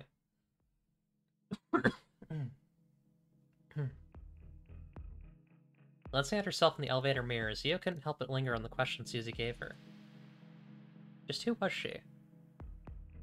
What you see is what you get. In a way, isn't that true? Probably the most defining thing about me is that I never wear ribbons. Is that I wear ribbons in my hair. I even kept them inside my spacesuit for safekeeping. But what else is there? Actually, you can read this if you want to. I don't think I'm very funny. I don't have much of an education. I'm good at fools, not because I want to be. When I have spare time, all I want to do is sleep. I overthink everything, but every word out of my mouth sounds childish. I'm always anxious or getting too excited to say something. Though I don't really have anything interesting to talk about. Every time I arrive somewhere new, I try and figure out what people want from me. Or I try to diminish my presence as much as possible. If I just obey orders without question and do my work quietly, no one bothers me. And that's always been the easiest way. I liked any of the people I worked with, so I never got close to them. They felt the same way about me. But this isn't like those temporary jobs. I can't just disappear. I live here now. Oh, no, so Zia was the one who got, shot out of the shuttle. Duck. The one in the yellow, thing was, we don't know who was in there. Actually, we know that there's a no, I think it's a different rabbit who's the pilot of that one. Anyways. If I were to put it into words, what am I really like? Kind of a Coquette Dragoon, I'd say. So you looked up at the paragraphs of safety information. Printed all over the walls, warning about the dangers of changes in gravity and heavy objects. This kind of industrial scenery was a little more like where she'd come from. You're already certified for hangar safety, correct? I saw that in your file. You gave an emphatic nod. Yep. Susie retrieved a magnetic wire gun from the wall, checking the mechanism. Alright, we won't be here long, just a quick detour. Zio gazed through the gravity threshold up at the rows of Dragoons. Aside from the giant painted figures, it was pretty similar to docks she'd worked from in the past. The walls were kept in nice condition, though she could still notice the indents and scratches, that never really built up over the years. A pair of flashing bay lights told her only a single elevator was currently in use. A handful of engineering personnel drifted about lazily, chatting amongst themselves. I think this is supposed to be Susie. Susie pointed up at the red-pink Dragoon. That one there in Bay 3 is mine, the strawberry. I don't think I need to explain the name. It's weird because it's that icon, but I think it's supposed to be Susie. This is Zio now. Oh, it's cute. We're heading for base 6 up the end, alright? Got it. Zia lined up her target and darted into the air, during a familiar feeling of whiteness. Zio is forklift certified? Yeah.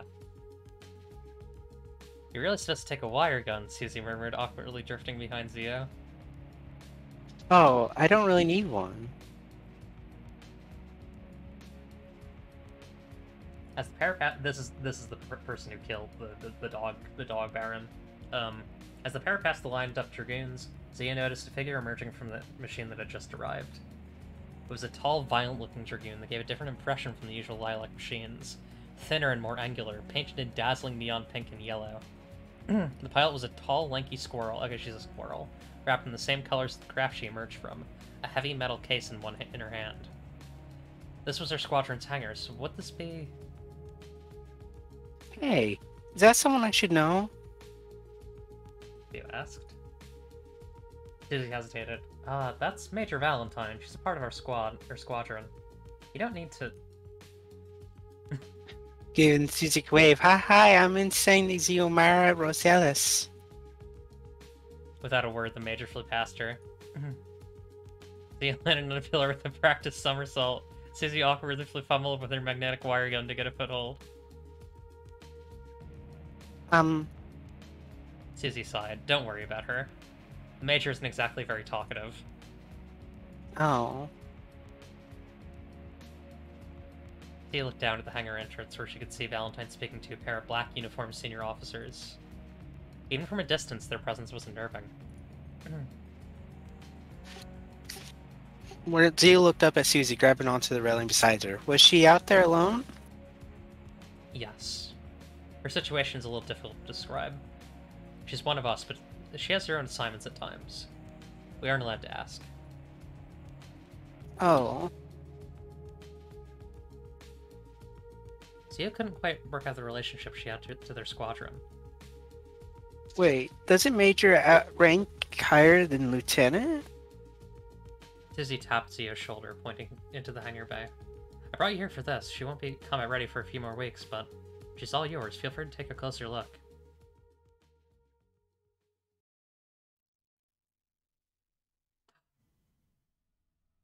Dragoon. My Dragoon.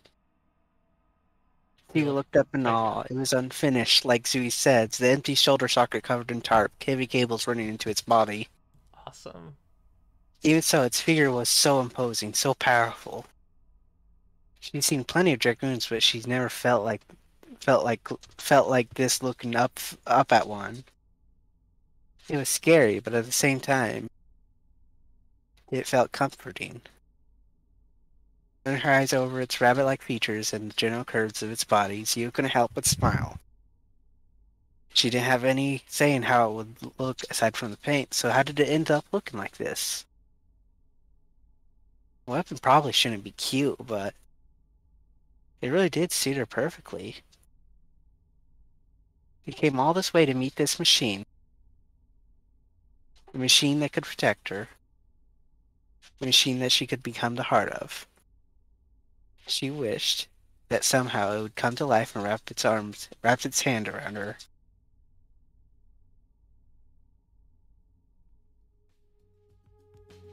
So what do you think? Susie called out to her. It's a bunny, just like me. Zio giggled. I was wondering why the engineer picked that part. Sorry about that. You smiled. I love it. That hat's an old duchy officer type, actually. Even their decade-old components are top class, so we take them if we can get them. As for the rest, standard 11th generation torso with reinforced armor in front of the chest. The main engines aren't fitted yet, but it'll be a wing arrangement. They'll be pretty powerful. If I had to give an overview of the performance we're trying to target, it'll be a little on the heavy side, and with a lot of thrust. The inertia of that is going to be pretty tough, but you'll be able to handle it with your score. It'll be a fast mid-range fighter. The floor reactor is almost brand new, and the GI system is in good condition. You shouldn't get too much feedback. And Susie gazed down at Zio as she ran her hands across the dragon's chest. You aren't really listening, are you? Susie gave a flight to herself. Whatever, it's a lot to take in on your first day.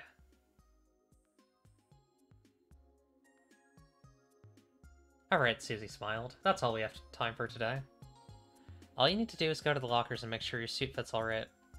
After that, you're relieved for the rest of the day. There's some recreational facilities and such you're free to make use of, too. You won't be on duty for a while still, so don't worry. Zio gave informed off. Okie dokie. It's been a real pleasure meeting you, Zio. Glad to be welcoming a girl like you to the squadron, Susie smiled. Thank you. That means a lot. The little squishy toy sound is really good. You can find me in my office if you need anything. Have a good day, alright?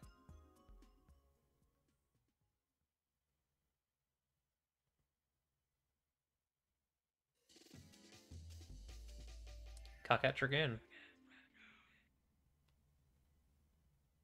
Yes. Should we probably take a quick break? Yeah, let's take a little break. Let me just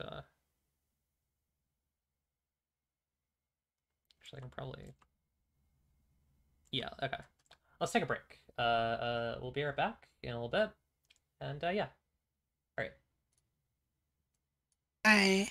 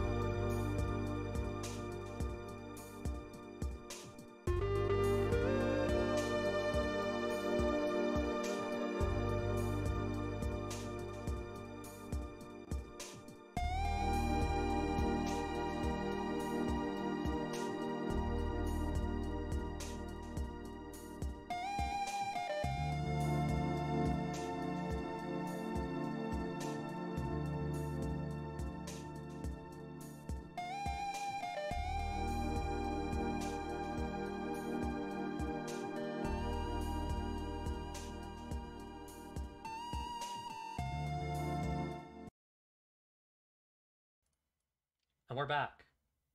We're back in the zone. Back in the girl zone. Let's set it. Oh, this is you. That will be comforted by what amounts to being given a gun. But seeing that Dragoon, my Dragoon, I feel something changing in me. It's beginning to sink in. Less than 1 in 10,000 are chosen. And I'm one of them. She's so special. That machine. If I had that machine, I wouldn't have this hole in my shoulder. She's such a special little rabbit. I didn't just jump into this without doing the research. The Dragoon isn't like any other weapons. Regular bullets can't even scratch it. It's a special machine for special people. All those who live in war are destined to suffer. But, if even a little, I want to be able to control my own fate.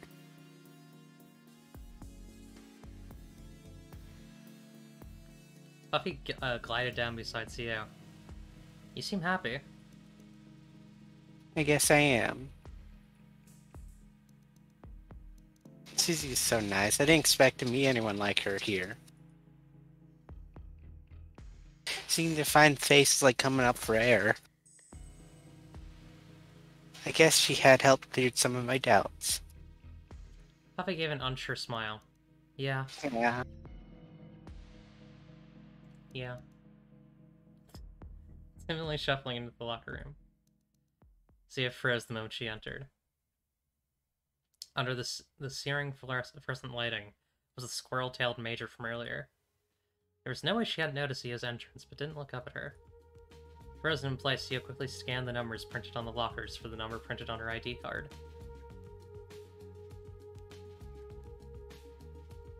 Of course, my locker's right in front of her.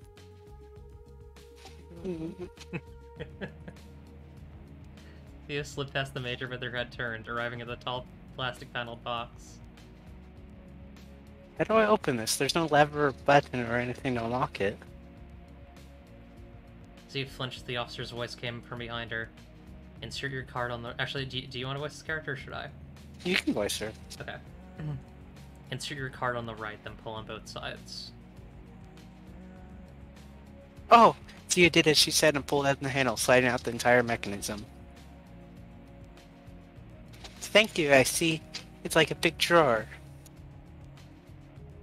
The inside was much more complex than what she was familiar with, though she'd heard about devices like this.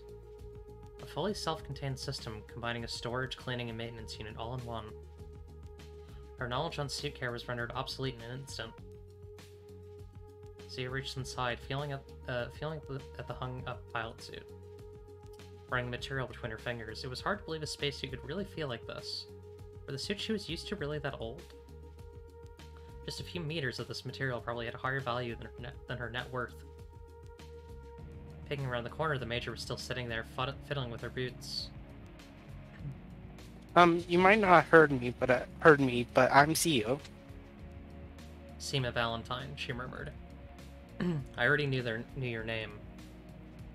I see. It's nice to meet you. Seema's voice was so quiet. She was so tall and beautiful. Her tail's so... Oh, it's you. Her tail is so big, I bet it's super fluffy under there. Zia didn't mean to be staring, but... Is she stuck?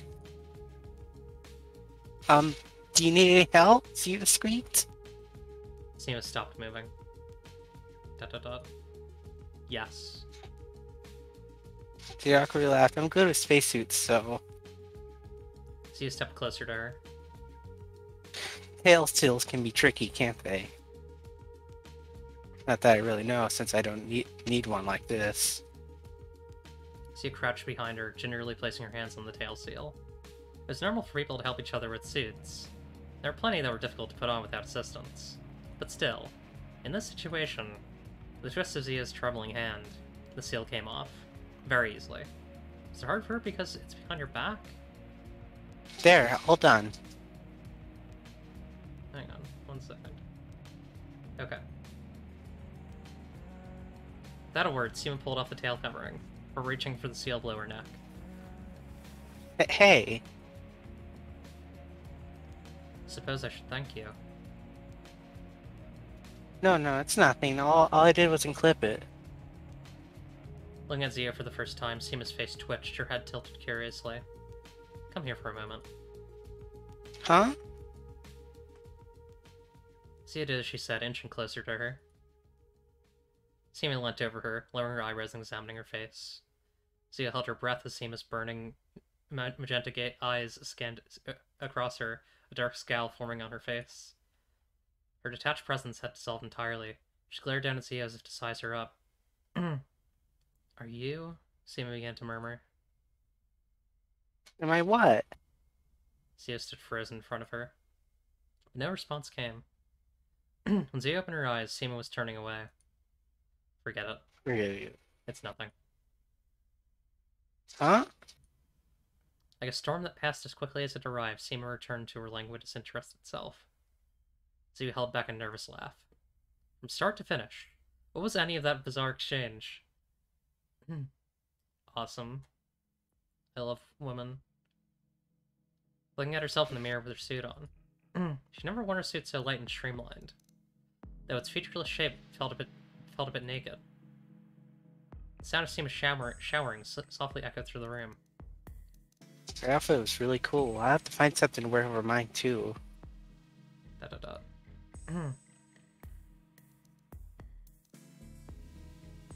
How exactly was she meant to feel wearing this? It was incredibly comfortable. She turned her body and raised her arms up and down with ease. She'd never worn a spacesuit so flexible. Felt really nice. Zia really did like to wear spacesuits. The snug feeling all over her body always gave her a sense of security. But was that sense of comfort really what she should be thinking about?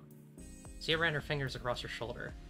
The reason it was so light was because you wore it surrounded by armor, because a pilot needed that flexibility to react in combat. This was a soldier's uniform. Wearing something like this, does it change you?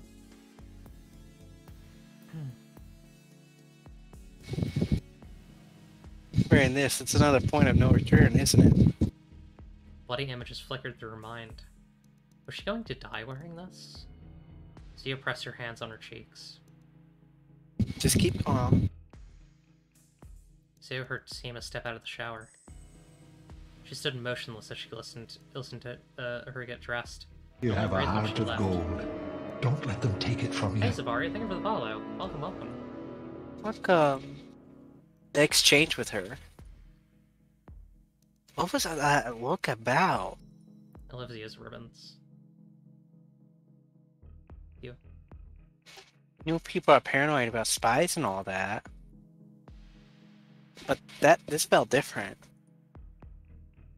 It's like she was looking for something. Something deep inside me. What did I look like to her? Pray. No, sorry, I'm normal, I promise I'm normal. I swear. Spaghetti! Zia's launched spaghetti and meatballs! Yes! Awesome. Zia sat slumped over a cafeteria table, gazing into her meal. Fuffy lay asleep on the table beside her.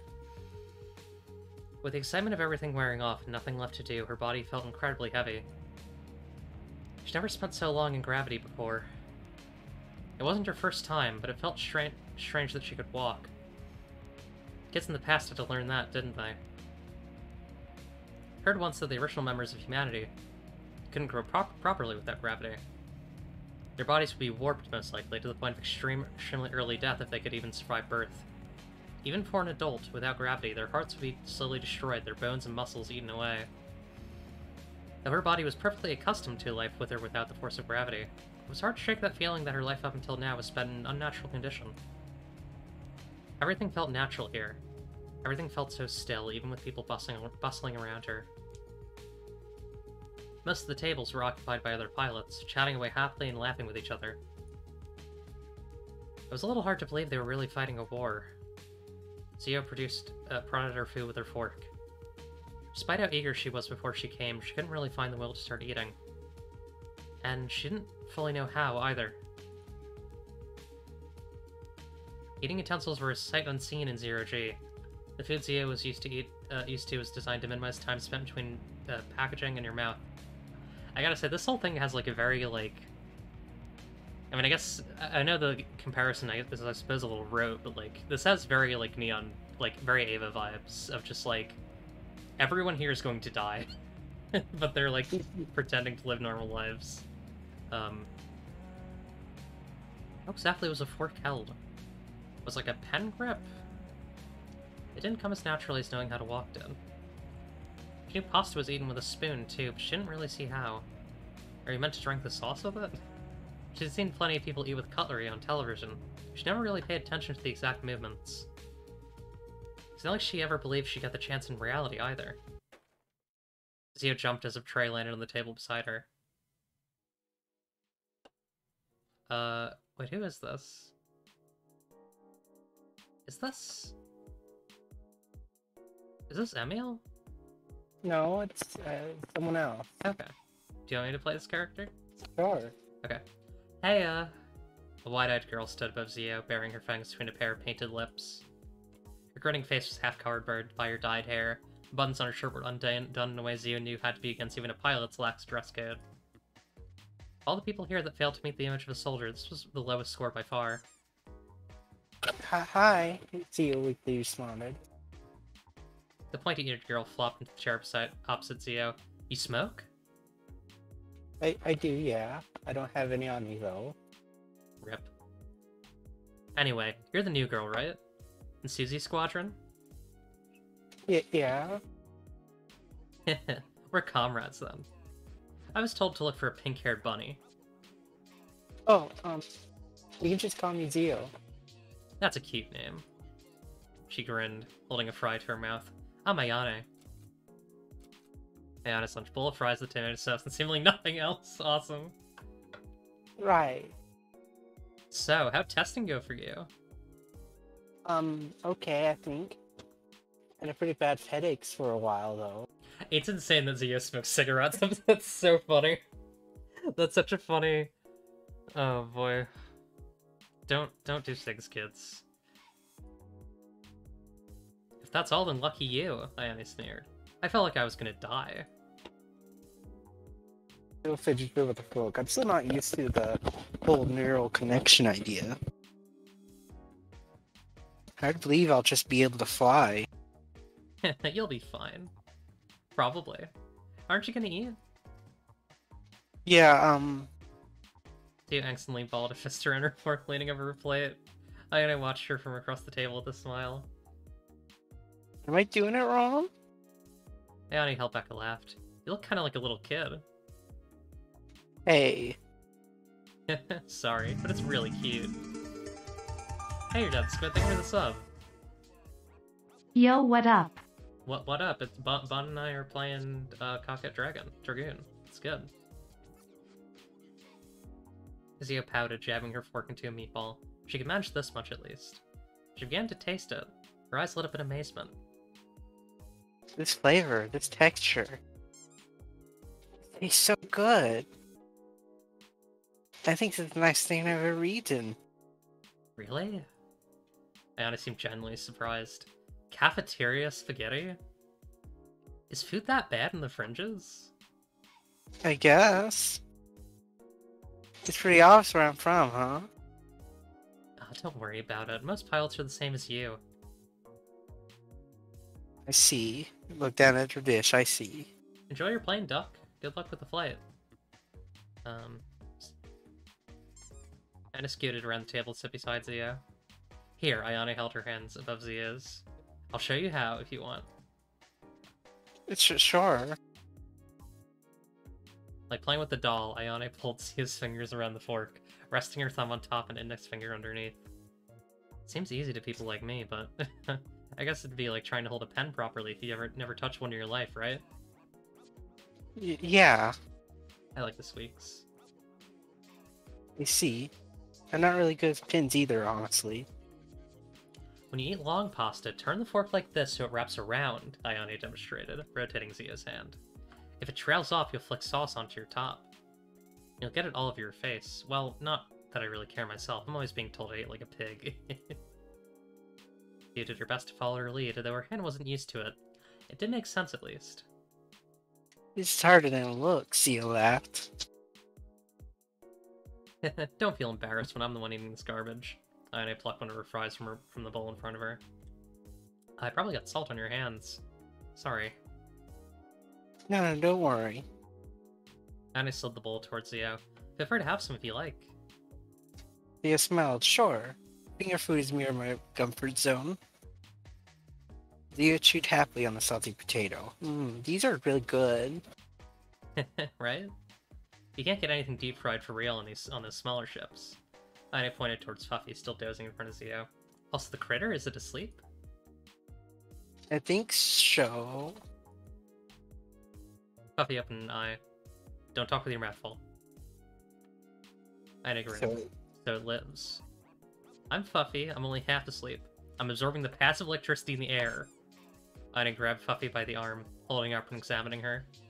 Aren't you cute? Ayane narrowed her eyes, a devilish smile forming on her face. You don't see many plushes around here. You're well made, too. Early model by the looks of it. Probably worth a lot, huh? Hey, I'm not for sale. But you belong to Zio, right? I made a promise to look out for her. Ayane stuck out her tongue. How romantic. Zio reached out and patted Fluffy's head with a gentle smile. She's been with me forever. Can you little guys eat? I want to feed you a chip. Unfortunately, no. Bet she could try the spaghetti. They should let Fuffy download like a spaghetti program. Zio carefully returned her empty tray. Ayane simply tossed hers at the pile. They had finished eating together, but Ayane was still hanging around her. Zio held her fingers together, stuttering. So, hey, I'd really like for us to be friends if you wanted. Ayane gave a long exhale. You know, it's a little sad to ask like that. I'm sorry. I just meant since we're in the same squadron and... Ayane laughed. I didn't say no, you weirdo. Come on, you can buy me cigarettes.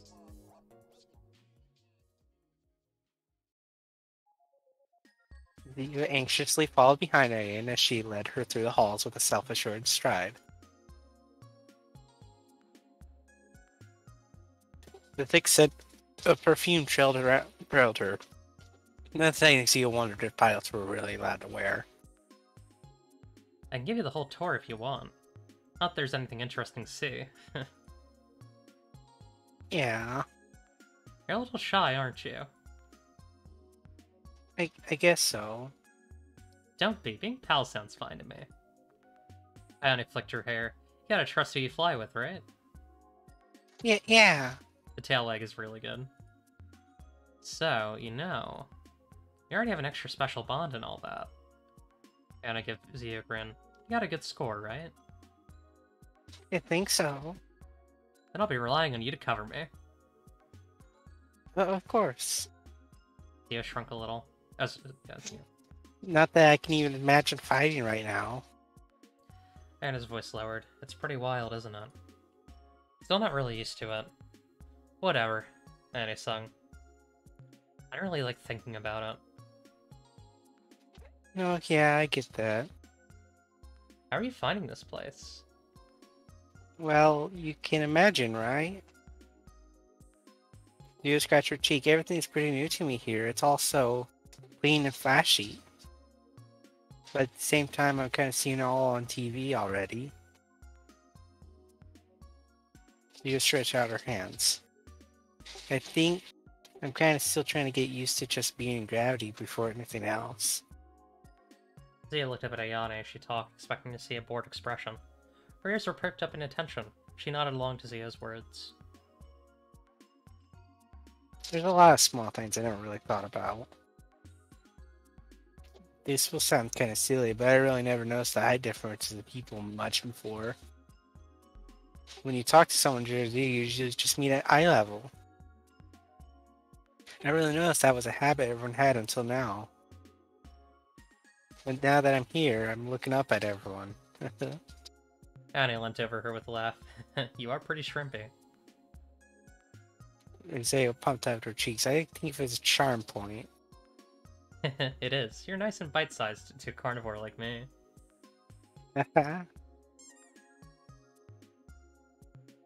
Ionic grabbed Puffy, and you're just a chicken nugget waiting to be eaten. Hey! Be nice to her. Annie released Puffy with a laugh. I am being nice. Awesome. Sounds of churning metal and the stinging scent of fuel filled the air. The floor beneath Zio's feet rumbling as they ascended. Zia looked up at Ayane, as she happily kicked her feet, sitting atop a crate bristling with high explosive warnings. She hummed to herself, completely detached from the surrounding missile racks and soldiers in hazmat gear. Are we really loud on here? Zia laughed, resigned to the situation. Sure we are. Pilots can go wherever, Ayane smiled. This is a nice shortcut up a few levels. Right, I met our commander, Officer Susie, I mean. He seems really nice. Ayane giggled. Susie's my fucking mom, I love her. Gives me snacks anytime I ask for them. And he said I was the little kid. And I pointed at one of Zia's pigtails. Yeah? Never mind. And I dig pretty strong mom's vibes from her. And I giggled. Susie really is nice, though. I get to slack off a lot, since it's easy to get out of trouble with her. It must be what she meant by troublemakers, then. I met Valentine, too. Ayane exhaled. Yeah, she is, well, you met her. Yeah. He leant on the box, looking up at Aaron. So, is there anything I should really know? About what? About all of this? Being a pilot? I don't know. Don't get shot? Don't do anything that'll get you shot? Just try not to get shot. We're jumping off here. And Yeah, he casually popped off the edge of the elevator.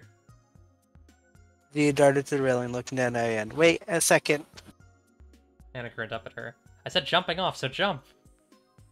Guess she swung her legs over the edge. Alright. Catch me. Hey, wait! Oh, oh no!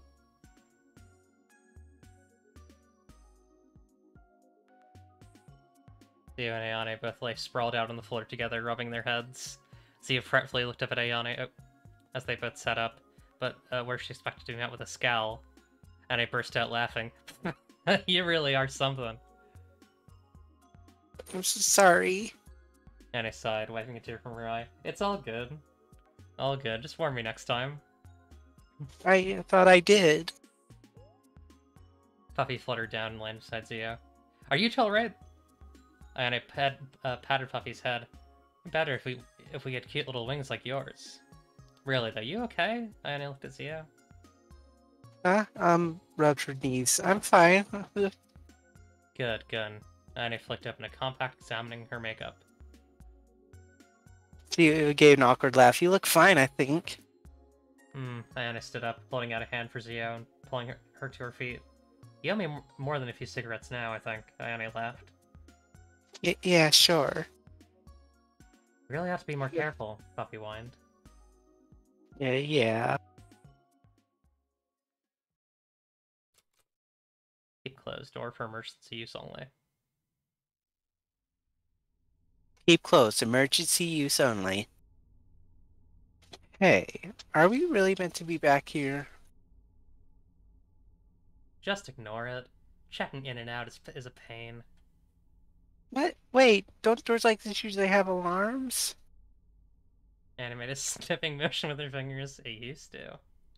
Don't go telling just anyone about this, okay? Yeah, you typed ooh.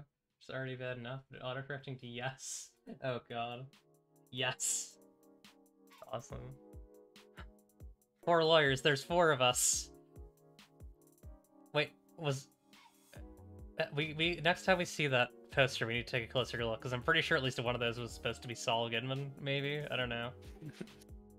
As Eve stepped out in the rusty corridor, she was bombarded with light and radiant color. The tempting scents of plants and fried foods carried on the breeze.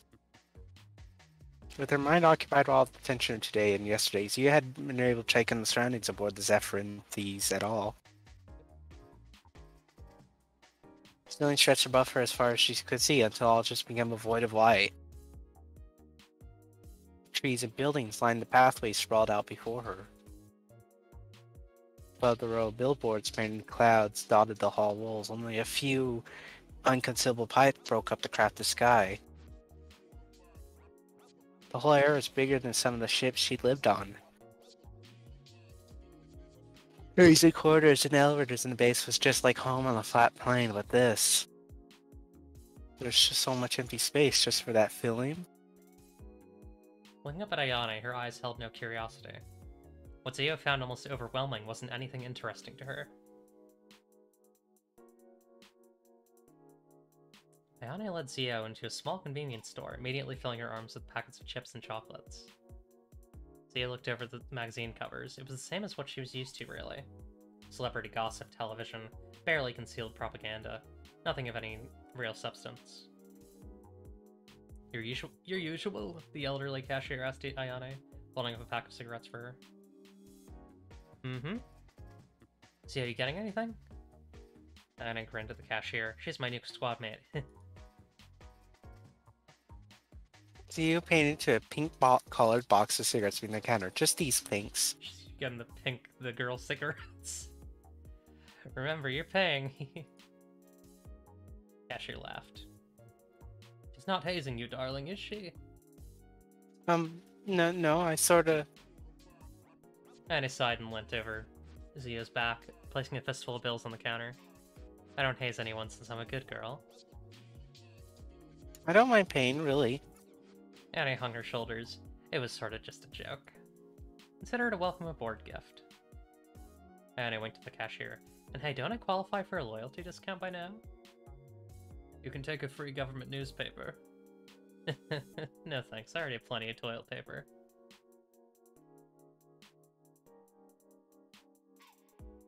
Annie lit a cigarette from the moment she walked out of the store. Zia mimicked her, pulling a plastic pink cigarette in her mouth. Anne reached into an empty pocket. Oh, that's you. I don't have my lighter on me. Annie tossed Zio a shiny metal lighter. Here. Thanks. Even fire burns differently here. Zia took a satisfied drag from her cigarette. She hadn't really thought about it at all today. She always lent on cigarettes when she was working. As she exhaled, something in the corner of her eye stopped her in her tracks. She'd seen these before, plenty of times. She even had a few as a kid. But...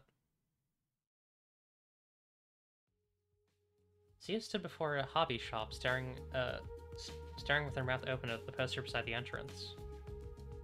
Do you really sell those here? And I turned back to her. Model Dragoons? Yeah, they sure do. I mean, here. Zio protested. Isn't this kind of... Stepping back as the door opened, Zio flinched when she noticed the kid walking out was staring up at the insignia over her shoulder. Annie grinned and flashed the kid a peace sign, scaring him off. They love us here. It's pretty annoying. Zio chewed on her cigarette. I never thought about any of this. Don't get seen here too often, or kids will start asking for your autograph. Anna grimaced. Some adult, asked if he could start sending me fan letters once. Are we like celebrities here? I wouldn't go that far, Ayane mulled it over. Depends if you want to buddy up with the propaganda department. You can get on TV if you suck up to them enough. Only just realized.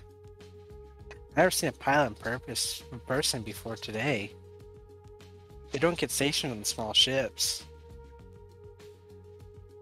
I sort of had an idea that they were, we had a status, but this is just too weird. Isn't being locked up to kids like... kind of totally fucked. And I drew a line with her hand to the top of Zio's head. Well, they don't have to look up very far for you. Hey, I'm serious. It is totally fucked. Is that Susie's Dragoon? Yeah, she's got one of the good ones. Figures they made a toy event. Ayane laughed to herself. If I left one on her desk, it might be pretty funny. She hates these things. Good ones? Here's a little military secret we aren't supposed to know about. Dragoon parts are secretly graded. Better scoring pilots get better parts, though you can tell that pretty easily from the flimsy piece of shit they make me fly in. Don't worry, you got a good one too. You might get a toy pretty soon if you fly it well. I want a little figure of you and Puffy to go with it. Gross.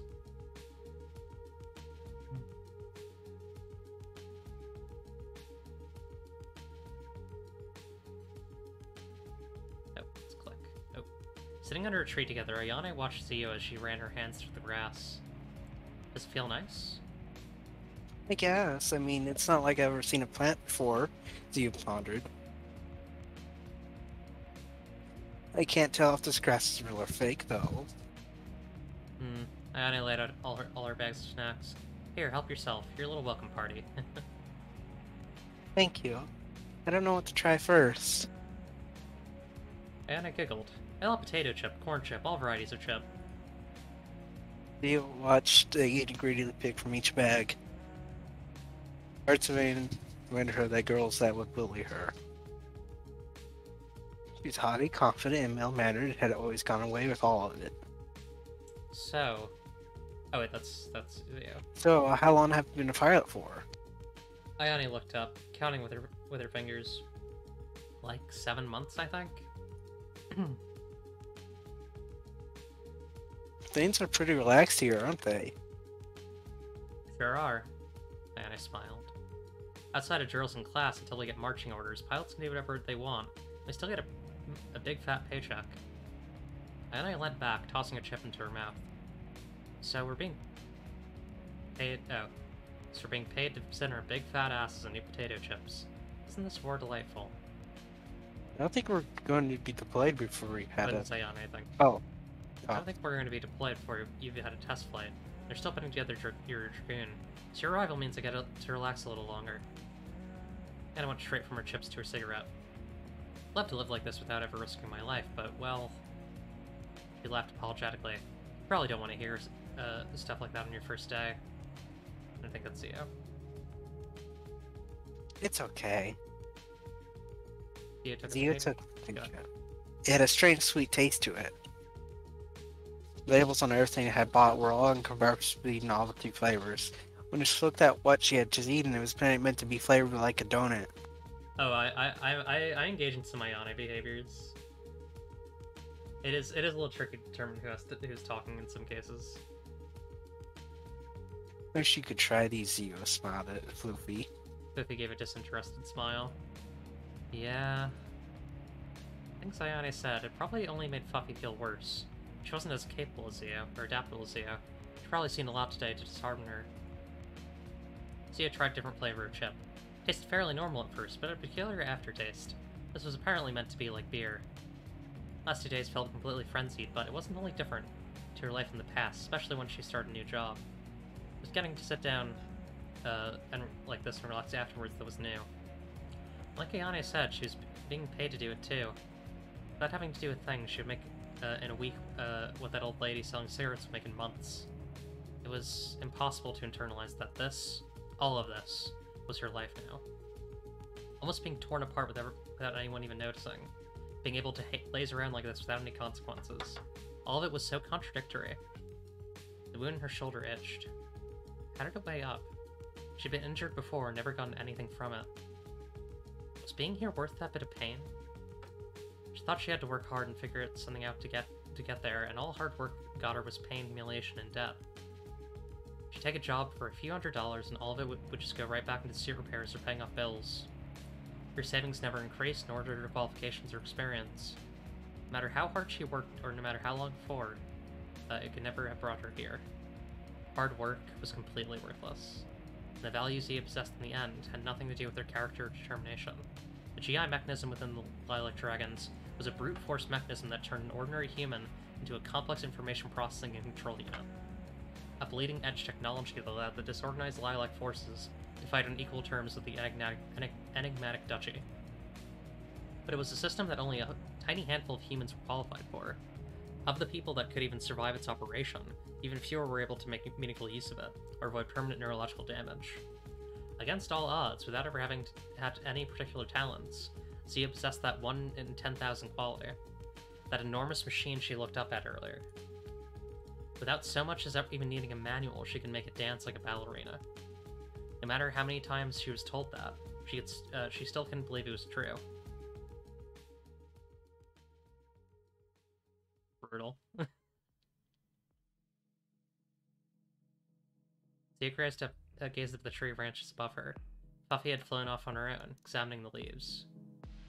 Of all the chips Zia tried, the extreme spicy chicken burger flavor was probably her favorite. Wasn't actually spicy at all, though. Oh crap, I just skipped. Hang on, gotta go back. Did not realize that scrolling would skip. A lot on your mind, huh? Ayane smiled, noticing Zia's expression. What? Oh, yeah.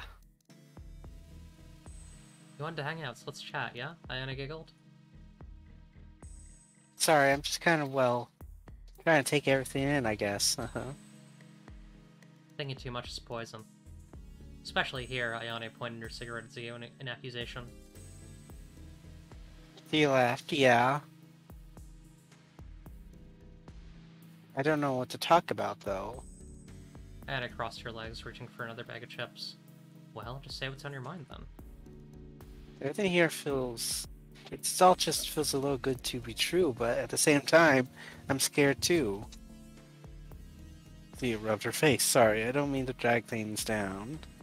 It's okay, Ayane shrugged. And if you weren't a pilot, it's a pretty crazy move, right? I'd do okay in Crazy Groove if I'd moved to a ship without any. Ayane laughed a little bit at her imagination of it. All things considered, you seem to be dealing with it pretty well, I guess. He nodded. Yeah, I'm not used to jobs I can slack off on either.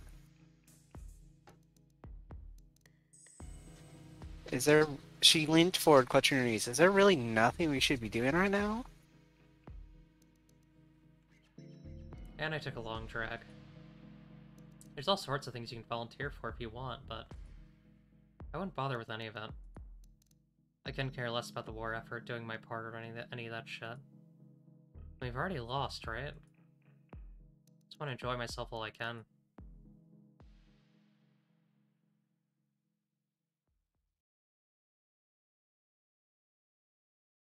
Goddamn.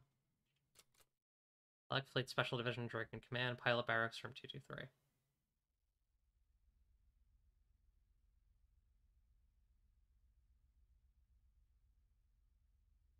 Zia spread out on her new bed. A bed in gravity. It was comfortable, but not as much as she hoped it would be. It felt like a weight was pressing down on her. Fluffy was nestled at her side. Unlike Zio, she could sleep whenever she chose to. Zio's shoulder itched. She undid the buttons of her shirt, pulling it down over her shoulder, then peeled back the sticky plastic gel dressing. At first, her fingers moved with a curious stroke across the wound, and then dug in, as if to push straight through and into the bone.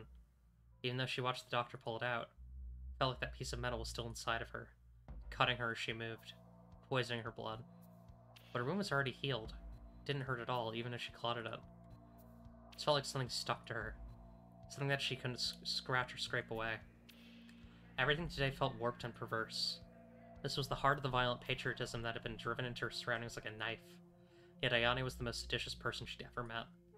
Susie acted like a pleasant teacher, not the person who would be marching Zio to her death.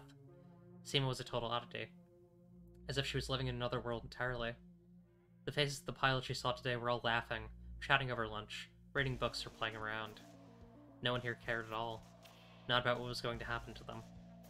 Not about what they were being made to do. I was almost killed and nobody noticed. I saw somebody die in front of me and nobody cares. That's what I thought today.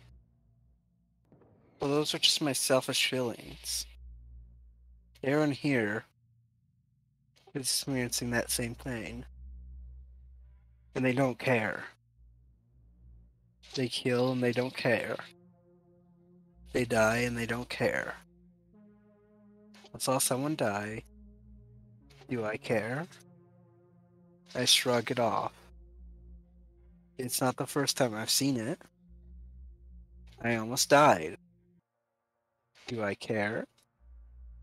It's fine. I've been hurt worse than this. All that Dragoon and I felt good. I felt powerful.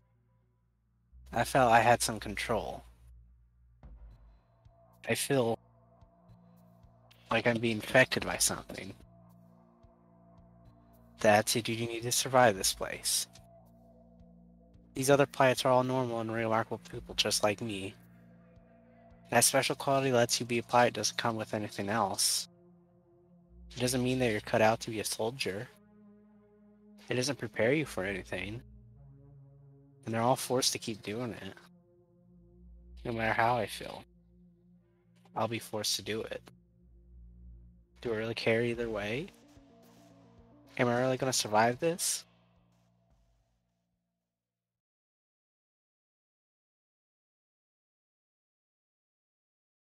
You know what I just realized? Yeah. I think that the Duchy of Lucia. I think that the room that she's is probably the room of the person who tried to save her and then died. Within the halls of a duchy manor, Princess Emile held a pose as the sunset crept across her body. Lady Honeyrose examined Emile's face, a half-formed portrait of the princess gazing out the window on her canvas. Honey pushed the brush into her palette. I mean to tell you, we've been given an invitation to Gray's funeral. Not that his body was able to be retrieved. Emile scowled. Ugh, do you really need a service for that credit? They did a pointless attack on the Lilac and losing half of his men. Endangering the crown princess, Moi, then dying like a dog without much as getting a single swing in. Oh, sorry. I need to check a text.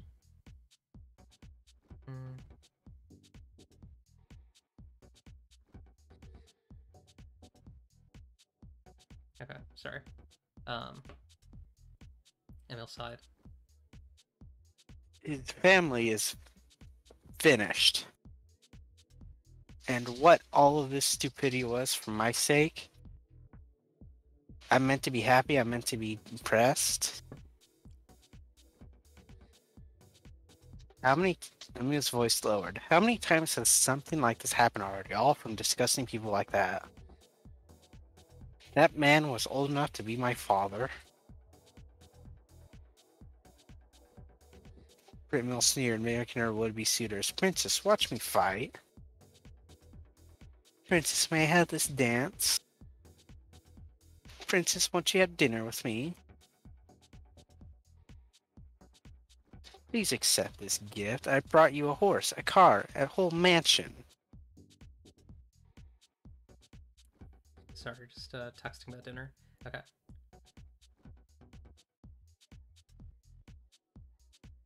I love you. Always been in love with you ever since the day we met. Emile had her fist to her chest, breathing heavily.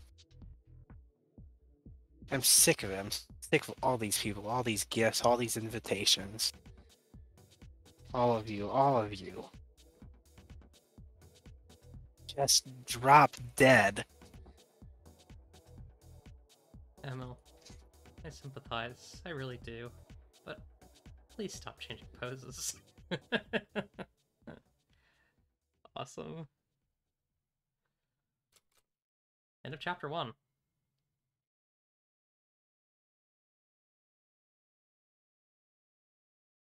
Do we want to stop here since it's almost like, 5? That feels like a good idea. Let's Yeah. make a save. Yeah. And yeah, I'm technically supposed to. I mean, I'm not like hired to run until 6, so I guess we could stop here. I would have loved to raid the next person. Let me see if they're maybe live early or something. Next person is not live early, unfortunately. Look at the schedule. Let me check if maybe they are live and they just didn't say. Because yeah, I am definitely feeling a little tired. And we've finished our capitulo. Or chapter even. Okay. Yeah, let's we can stop for now. Hell yeah, that was really fun. Thank you for dropping by for stream fun. It was really fun. Yeah. Do you have anything that you want folks to check out? Anything you want to share? Buy Coquette Dragoon and play it. Yeah. I don't think we're gonna finish it on stream. Maybe some other time we will, but also, actually, you should buy it through the Queer Games bundle. For $60 or $10 to $20, you can get 400 games by about 300 creators. We are approaching the amount that was earned last year in total. And yeah, Coquette Dragoon is included. I totally forgot to put up the my like overlay for this. There will be more Queer Games Bundle streams this month, so keep an eye out. And yeah, well, we can wrap 20 minutes early. There's no need to keep the stream going for no reason. I mean, we did finish the chapter, and we're not going to be able to finish chapter 2. Yeah, that's going to be too much. Okay, well, yeah, they're at about $74,000, which is really, really cool, and that'll be spread across all of the creators, including myself, so, yeah. Yeah. We're gonna raid someone. Let's see who's live.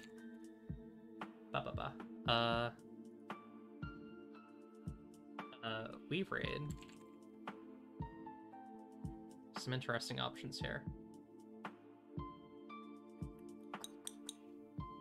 We're gonna raid Sigurd and Bird, who are playing Skyrim together, which seems really fun. Go say hi. They're cool. They're cool people. And yeah, take care, everyone. Bye. Do you want to say bye? Okay. Yeah, bye. Bye. Remember, if you don't like what you see, you can change it. It's up to you, really. Goodbye, good luck, and have fun!